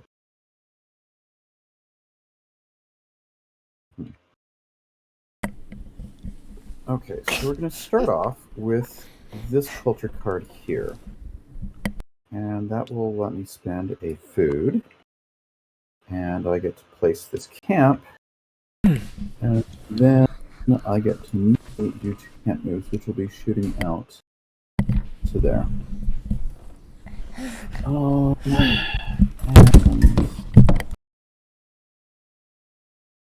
yeah, okay. And then I get to tip something, which is going to be this mammoth here, or mastodon, I guess. So tipping the mastodon, and that pushes my food all the way up to 100% maximum. And then, where should I go? I'm kind of good on migration. I have 3 sacred stones. I could get more food or get more people.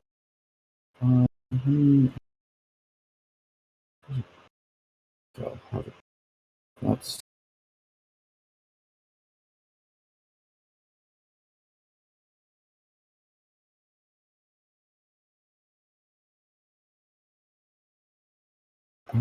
which would be likely to get me more. I'll probably get. So it'll be random draw. That'd be maybe a point during the eclipse, but Yeah, so I think I just might go over to here. I think.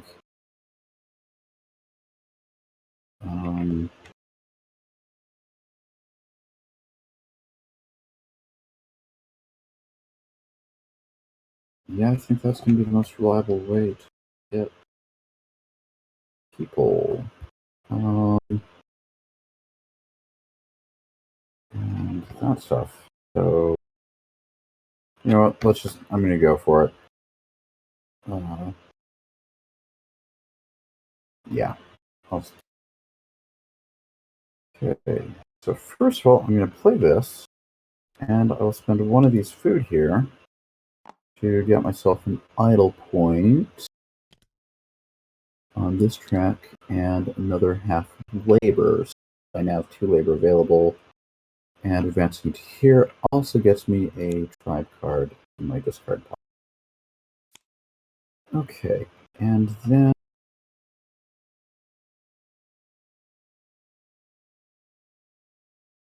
oh wait, do you guys mind if I back up my turn for just a second because I can call wanted. Fine by me. Okay, so this goes back up 1. This goes into my hand. This goes to here and here.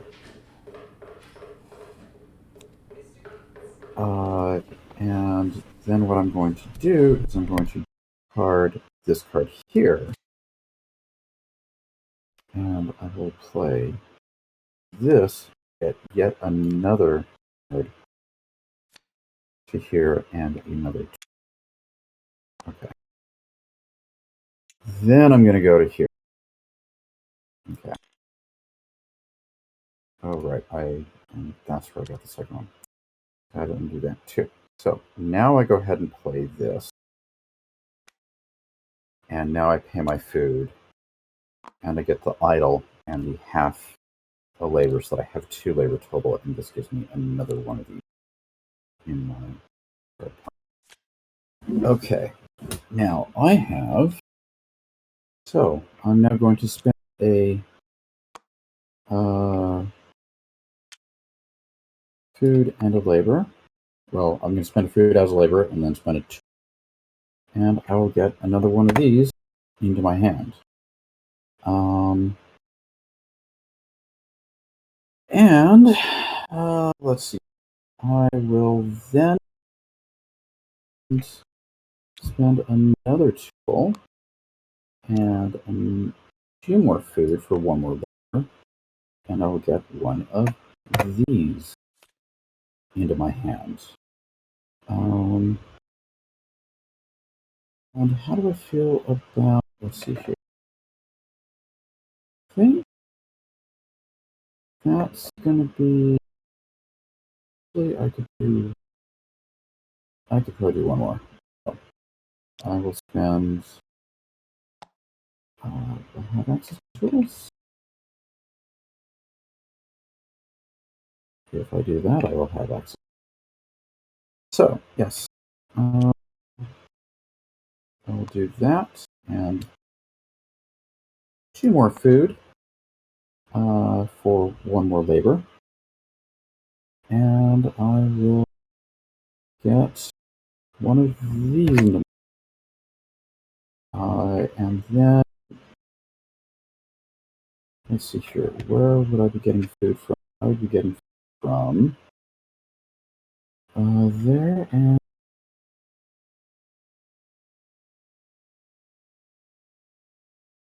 I think I'm probably going to skip this next part and just skip down to here. And, oops, thank you. And I will go ahead and drop my, basically drop, okay.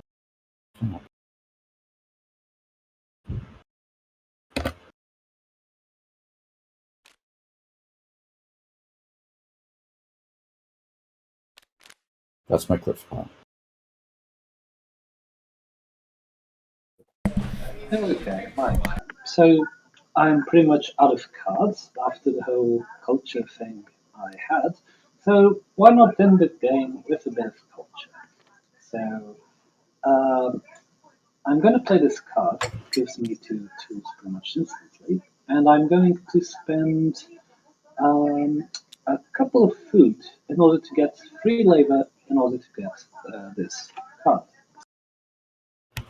That's pretty much it, although I am going to get a sacred stone.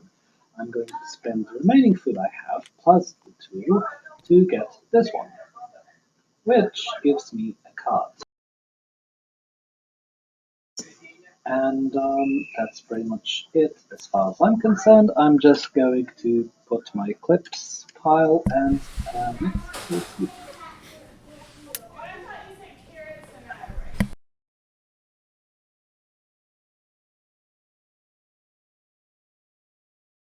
So Stan remains muted. So if anyone wants to fill the time with any trivia, be my guest. Okay, Stan is just going hunting. Like,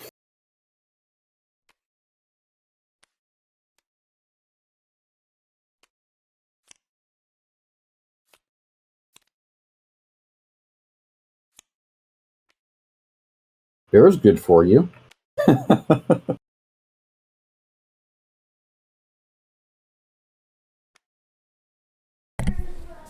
He will be hereafter known as Stan the Hunter.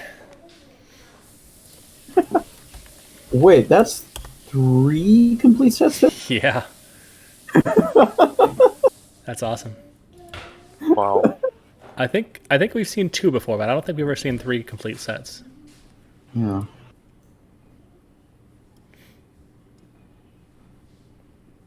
What are you doing?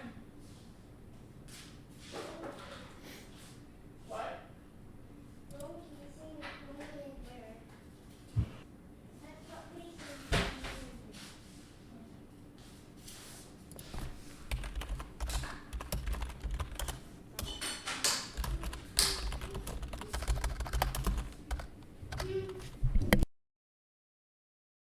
So that's 2.5 labor.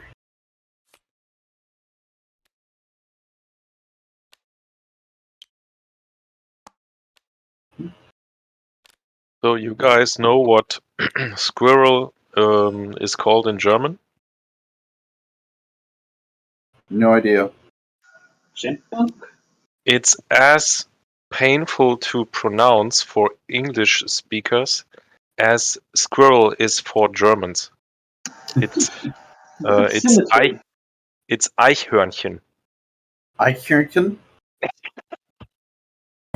and it always sounds funny when you. Yeah, right. Eishockey? It's hard to say. Mm-hmm.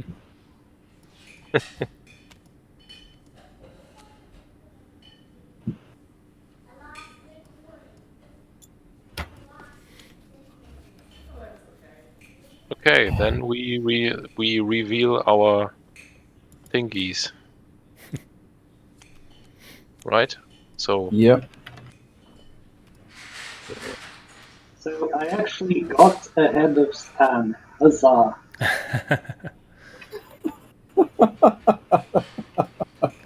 Yellow, red, green moves to the top.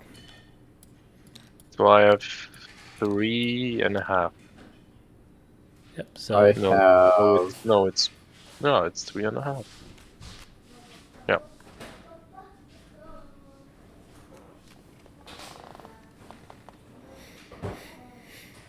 How much do I have? 7, 8, 9, 10, 11. What's think I have wrong with 11. you, John? Wow.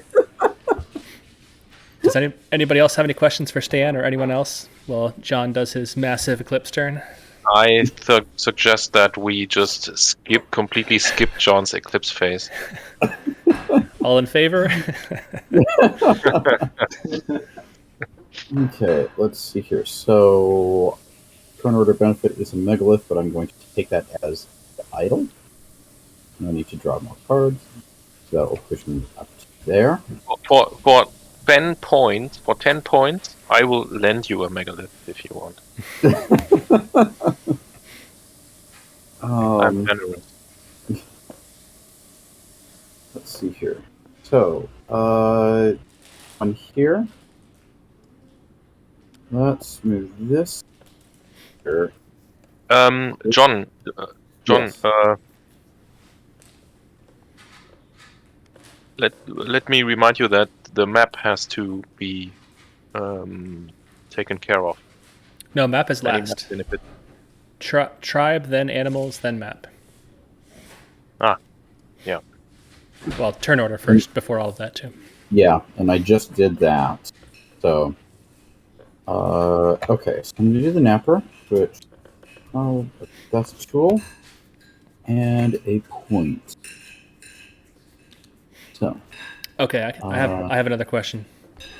Are you making any appearances at gaming conventions this year, Stan? I think I saw your pictures not long ago from one, a couple months ago. That one is a tool. This one is a card barrel that I cannot use. Sorry, bear with me while I tab over here. Sure. Yeah, I am actually planning on hitting all the major ones this year. I'll be going to Origins, Gen Con, and Essen. So I'll be everywhere. And if you guys see me, just come by, say hi, and I'm always happy to see people that I've met or whatever. But yeah, I'm looking forward to it. It's going to be a busy summer. Those are the 3 I'm going on to for sure, and then I'll try to catch whatever else I can, whatever smaller local conventions I can go to. I have 3 camp moves. Very nice. Where can I cause the most? I've actually never been to one before, and I am planning to this year. But we are likely going to be moving, so it's going to be tricky when to fit all that in. Yeah, I will just cause some. Which one are you planning on attending? The ones I'm looking at are Origins, Essen, and the WSBG World Series of Board Games in Vegas. Oh, that's interesting. I forgot about that one even existed. Yeah, that might be interesting. I've never been to that one. One of the games they're playing is Acquire, which is an old game that I played. Wow. I played with my parents back in the 80s and 90s, and has a special place in my heart. So I kind of feel like this is probably the only time that anything like that is going to play that game, and I might have to just go. Yeah, Dale, you should definitely come to Essen. I would also like to do that. They're like back to back, so I would have to pretty much take 2 weeks off work and hit one and then the other. Not impossible, but you'll be flying. And one is one's on the west coast of the United States, the other's in Europe. Right. So that's not impossible, but just tricky. Yep, for sure. Let's here and that. So we do that camp move, and that gives a point. Then here gives me a camp move point first, and see here what's the total of things in here. So there's 3 fellows, 3 of me.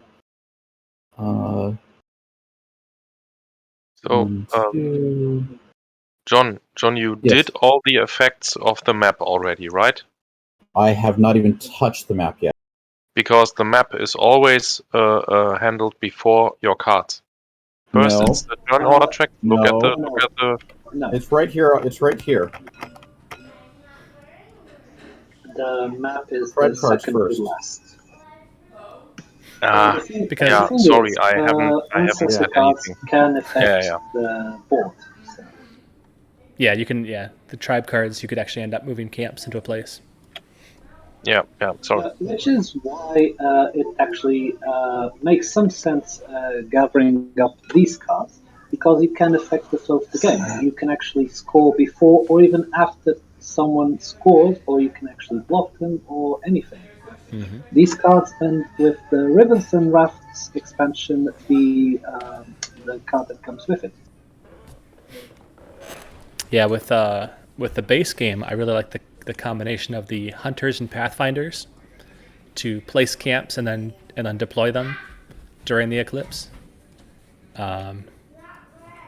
With this one, there are no eclipse abilities to play, or ancestors, I should say, no eclipse abilities to place camps. So you kind of have to make sure they're out there in advance.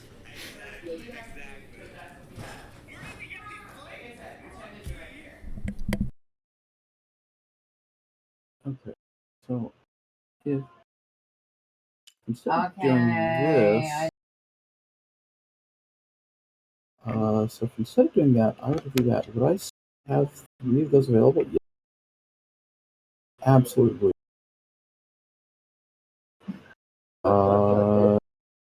Might. No, I think it's actually better for me to do that.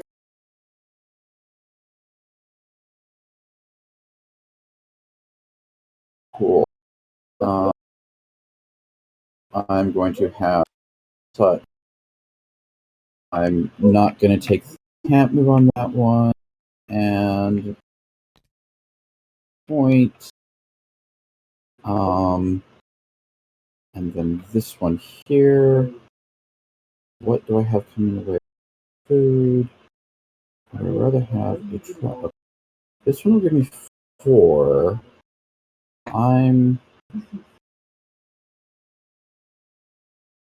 So I've got 1 tool, 2 tools.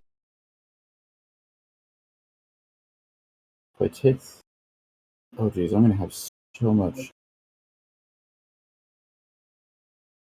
I'm gonna have a huge overabundance of food coming in, which is slightly unfortunate, but whatever. Yeah, so we're gonna do this. That'll give me another point. And then I will go ahead and tip. I think I can get away.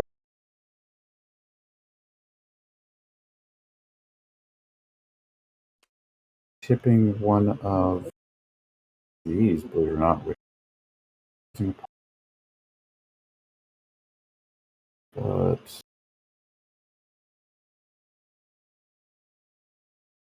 it's actually the same. So, okay. Yeah. Okay.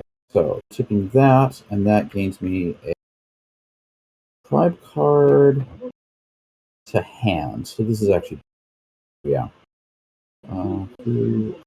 These things. One of these things. Okay. And I gain 2 food. Then I will have copy the napper ability. So that'll be another point. Cool. And this one will copy the napper ability. Will be another point. Another point and another tool that will become a food. And there should be a napper in here. Yep, here. Here it is. There's my napper. That's what I'm copying. And then I have right. Okay. And that is those are my tribe cards. So now we come over to here. Right column. Yeah, so in the right column, I'm going to get 2 more food. And then gain a megalith. That will gain a megalith. And that will be taken as idle. It will be another tribe card to my hand. Then in the next column over, I myself another don't tool. forget these points, by the way. Oh yeah, I do get 2 points for that. 1, 2. I get 2 points for that, and then I gain a which I will take as a food. Not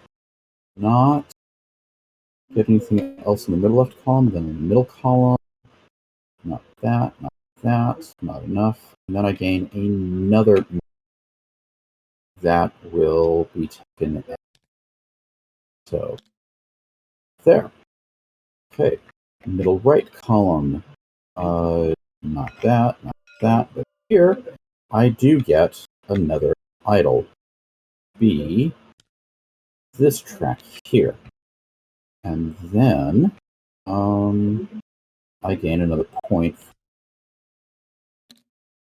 That completes the terrain board. Now we come down to player board. 3 cards. Also, quick note for Stan that may be of interest to viewers as well. If you want to score for the honor track, you need to at least have one idol on that track. So both and same for this track in case Carson's interested. Right. Yep. So if you wanted to score, the third and fourth players on the honor track both score with the same scoreboard over here on the right. So a single move there is worth 3 points, I think, for you. Yep. Let's see here. So I have 3 card draws. I'm going to take those as 3 idols, which place me 2, 3. It'll place me right there, and that will gain me another 3 points. 1, 2, 3. And then I have Tool, which is just plain lost. Doesn't get me anything. Oh, by the way, I forgot to take. I also get 2 food from my animals, and that gets lost too. So, yeah. Then I gain 2 idols right here. One of them will be taken on the honor track, which will give me another 5 points. So that is 7 up to 2. And the other one will be converted into another point with the other 2. And that, and then I have my Sacred Stones. 2 points, 3 points, and 10 points.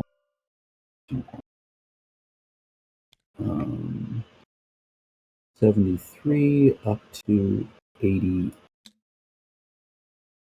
And I believe, so I believe that concludes my, Clips phase. Did I score everything? Yep. Get my player board. So yeah, that concludes my Clips phase. All right. Karsten is next. Yep. I will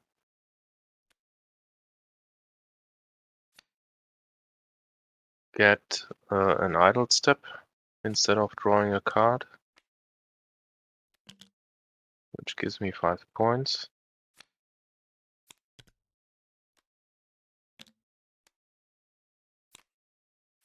Then I get 1, 2, 3 points from my cards.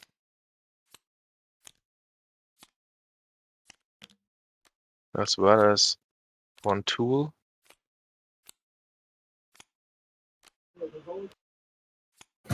And then I get 2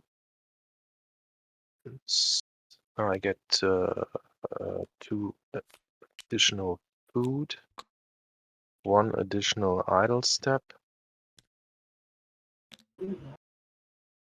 and then I get 2 points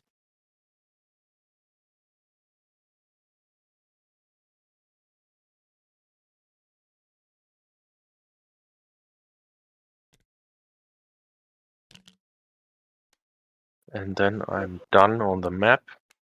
And then my player board that gives me, instead of drawing a card, another idle step.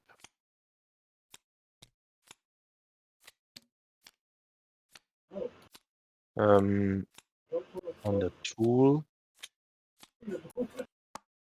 and 5 points for the stone.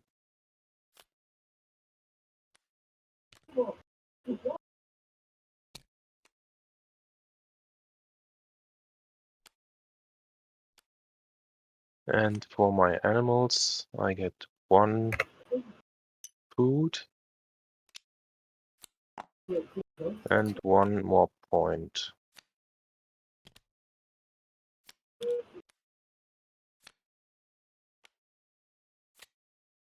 That should be it.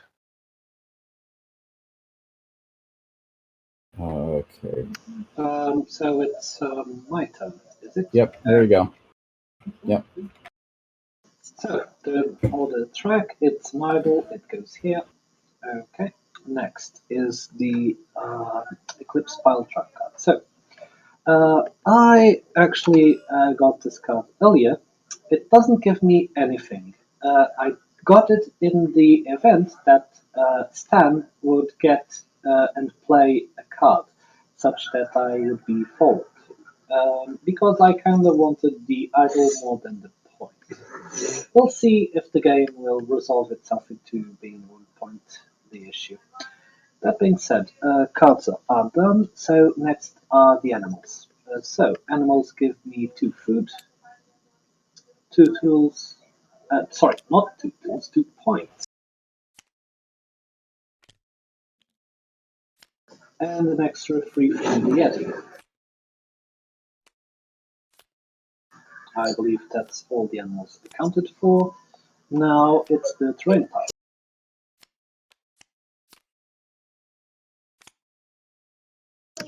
So, I get 1 tool.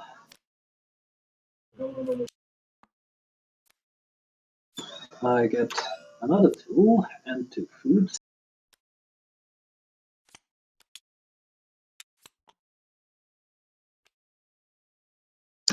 I get 2 points and nothing here.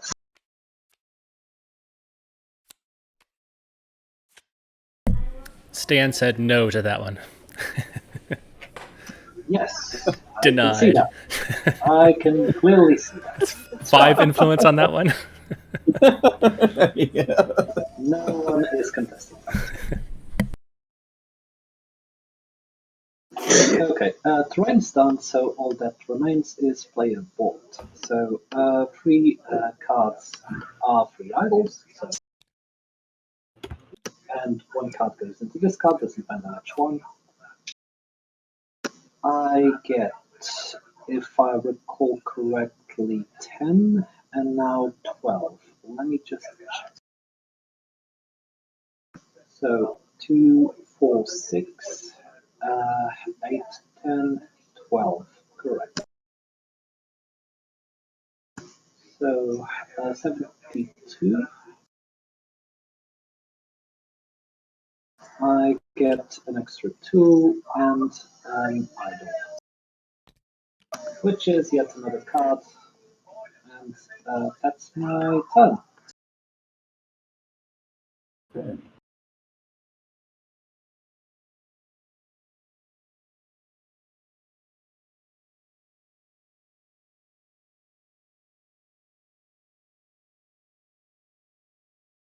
It's your turn, Stan. Yeah, it looks like he's calculating things. Okay.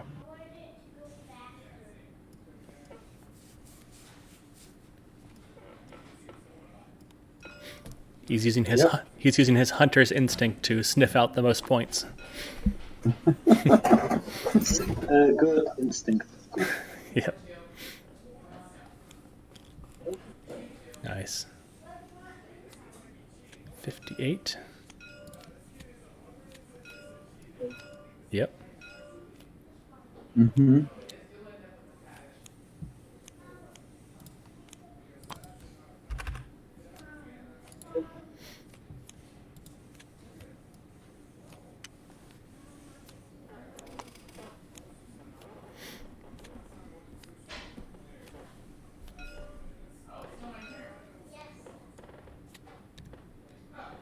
Yep.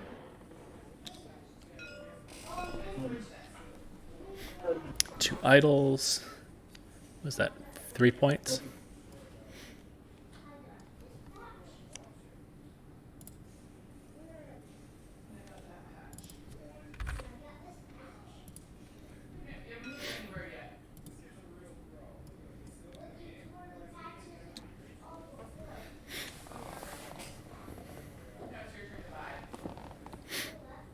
if the stream ever ends prematurely, it's because I hit end stream button, which is right next to the edit scene button when I go to update the totals. Yeah, it's annoying. It's annoying.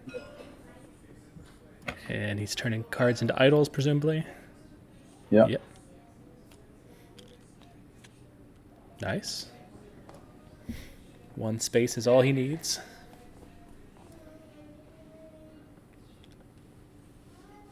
It is, unless you can get to the 2 points, it is extra points on the offering track to go off the top.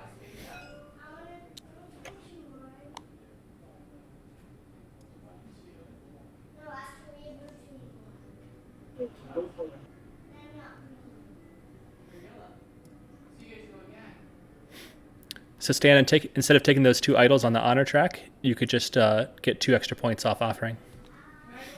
As long as you aren't going to hit the 2 or the 3 or the 5. Yep. Yep. All right. And Stan, did you do your sacred stones?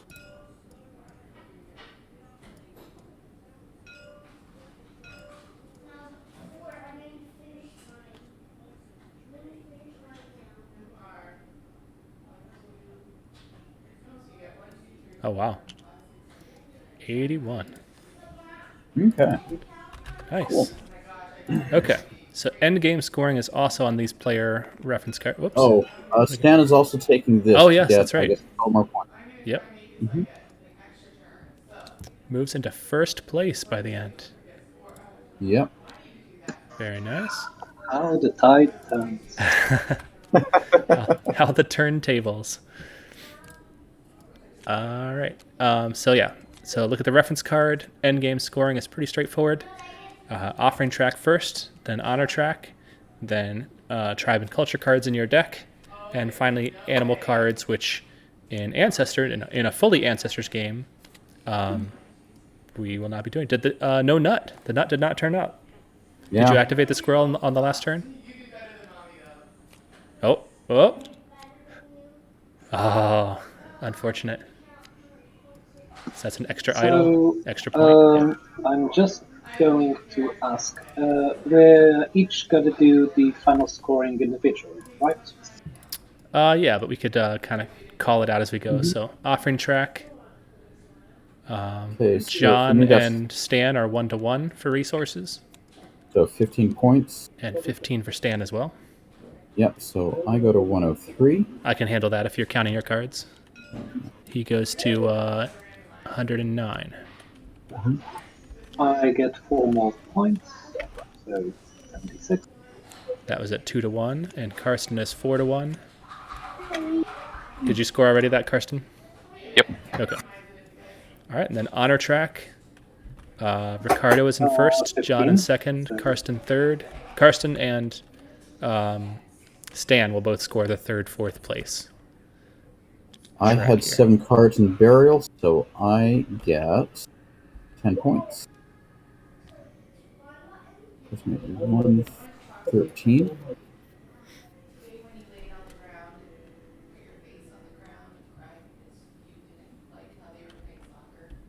Ooh. Stan has 3, I believe. Yep. Stan and I are neck and neck. Yep. 112, 113. And so the 81. tribe and culture cards. Yep. Karsten 72. I get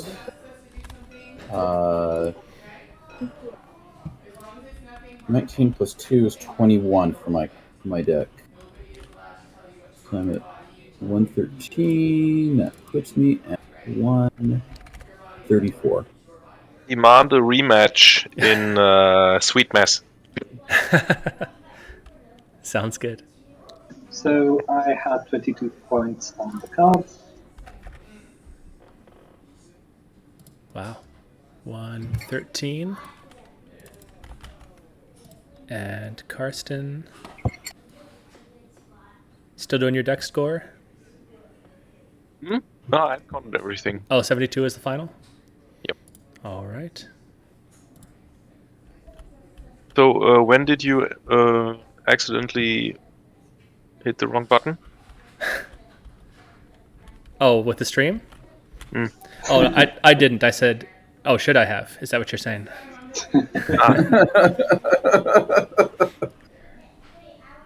Yeah, it's technical difficulties with Carson's score. It's something with the stream that's not coming through right. Yeah. The leading one is missing. But yeah, good game, everyone. Yeah. Did not expect Stan to jump ahead so fast Right. in this last time, but He it made did a start point being engine there. out of those animals. Yes, I was gonna say you really showcased Ancestor stacking. Yep. Yeah. Mm-hmm. Awesome. It was a great game. It was cool to see like different ways people played. Yeah. Yeah, and also to show how not to play it. So from my side. It's not so bad. Yeah. Yeah, it's not so bad. We're all a little rusty. Yeah, I was just gonna ask a question. Did my middle sacred stone, is that per tile in a different area that you Nope, have? that's It's you just get 2 that. points per thing on the second level. Oh, Yep. okay. So then okay. Let's amend the score. There's 2 extra points that I have. Okay. Okay. I know this Uh, changes nothing. Changes. I mean, nothing. it changes. But yeah, you should have scored 8 inventory points for value, that. So Yeah, I Yeah. thought maybe it was per area, so I scored 6. Oh. But yeah. Okay, that's- yeah, that's no. Good. We, Yep. yeah, so Very nice. ancestor stacking really did pay off. Yeah. Plus, I had very few points in these guys. Unfortunately, I didn't get a lot of tribal and culture points. Right. But pretty close at the end between the three of you. If Uh, the nut if Yeah. the nut had shown up, that's a 20 or that's a 10-point card, right? Stan, Yeah, did I know, you yeah, that did would've you been- count that would've been the cool. culture card you had on burial? By the way, Oh yeah. Check your burial zone for points. There's only one. There's just one. I wasn't sure if it counted because it said cards in your deck specifically. But all the cards you played count for scoring purposes, so it's an extra point. yeah, there was just one extra point there, so I took it. It's an extra point. It could make the difference. Is it the bottom card? Yeah, no, Oh my gosh. Second Look at card the from the bottom. bottom. Oh wow. Unlucky. very. He would have a 8-point long card. journey to get that net. That's right. Just like the Well, trailers. It would have been a lot closer here, but Yeah. The thing is, I do remember that we have played Ancestor games where we pretty much drained the animal deck. So Yeah. it's not impossible. Yeah. I remember during the tournament last year, I think it happened at least once, if not twice. Oh, yeah, I remember. It actually made clarification that Mhm. in the event there are no animals, you would get a point. Yep. Mhm. I remember that. Hmm.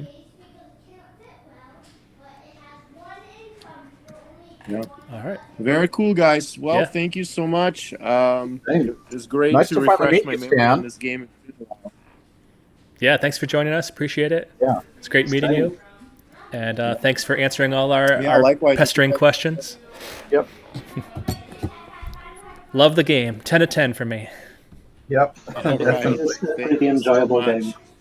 And it All right, really guys. shows because Hopefully I'll see you guys at these cons. If not, I'll friend you guys off Discord so we can keep in touch that way. Okay.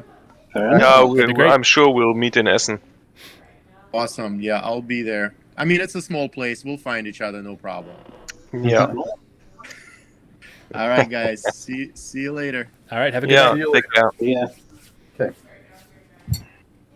Well, the game is over. Does anyone want to make any closing remarks? Are we still live? Yep. If you want to talk offline, let me just kind of wrap up. So there's going to be 2 more of these. One will cover cave paintings and Aurora module, and another will cover rivers and rafts and the mammoth module. So those are coming up. One is going to be Sunday, the 22nd of May, and the other one's still to be determined whether it's either next weekend or the last week of May. So stay tuned for those. With that, thanks for Cool. watching, everybody. We'll close down the stream, and if you guys want to hang out, we can talk after. Have a good one, everybody. Everyone have at a good home, one. take care.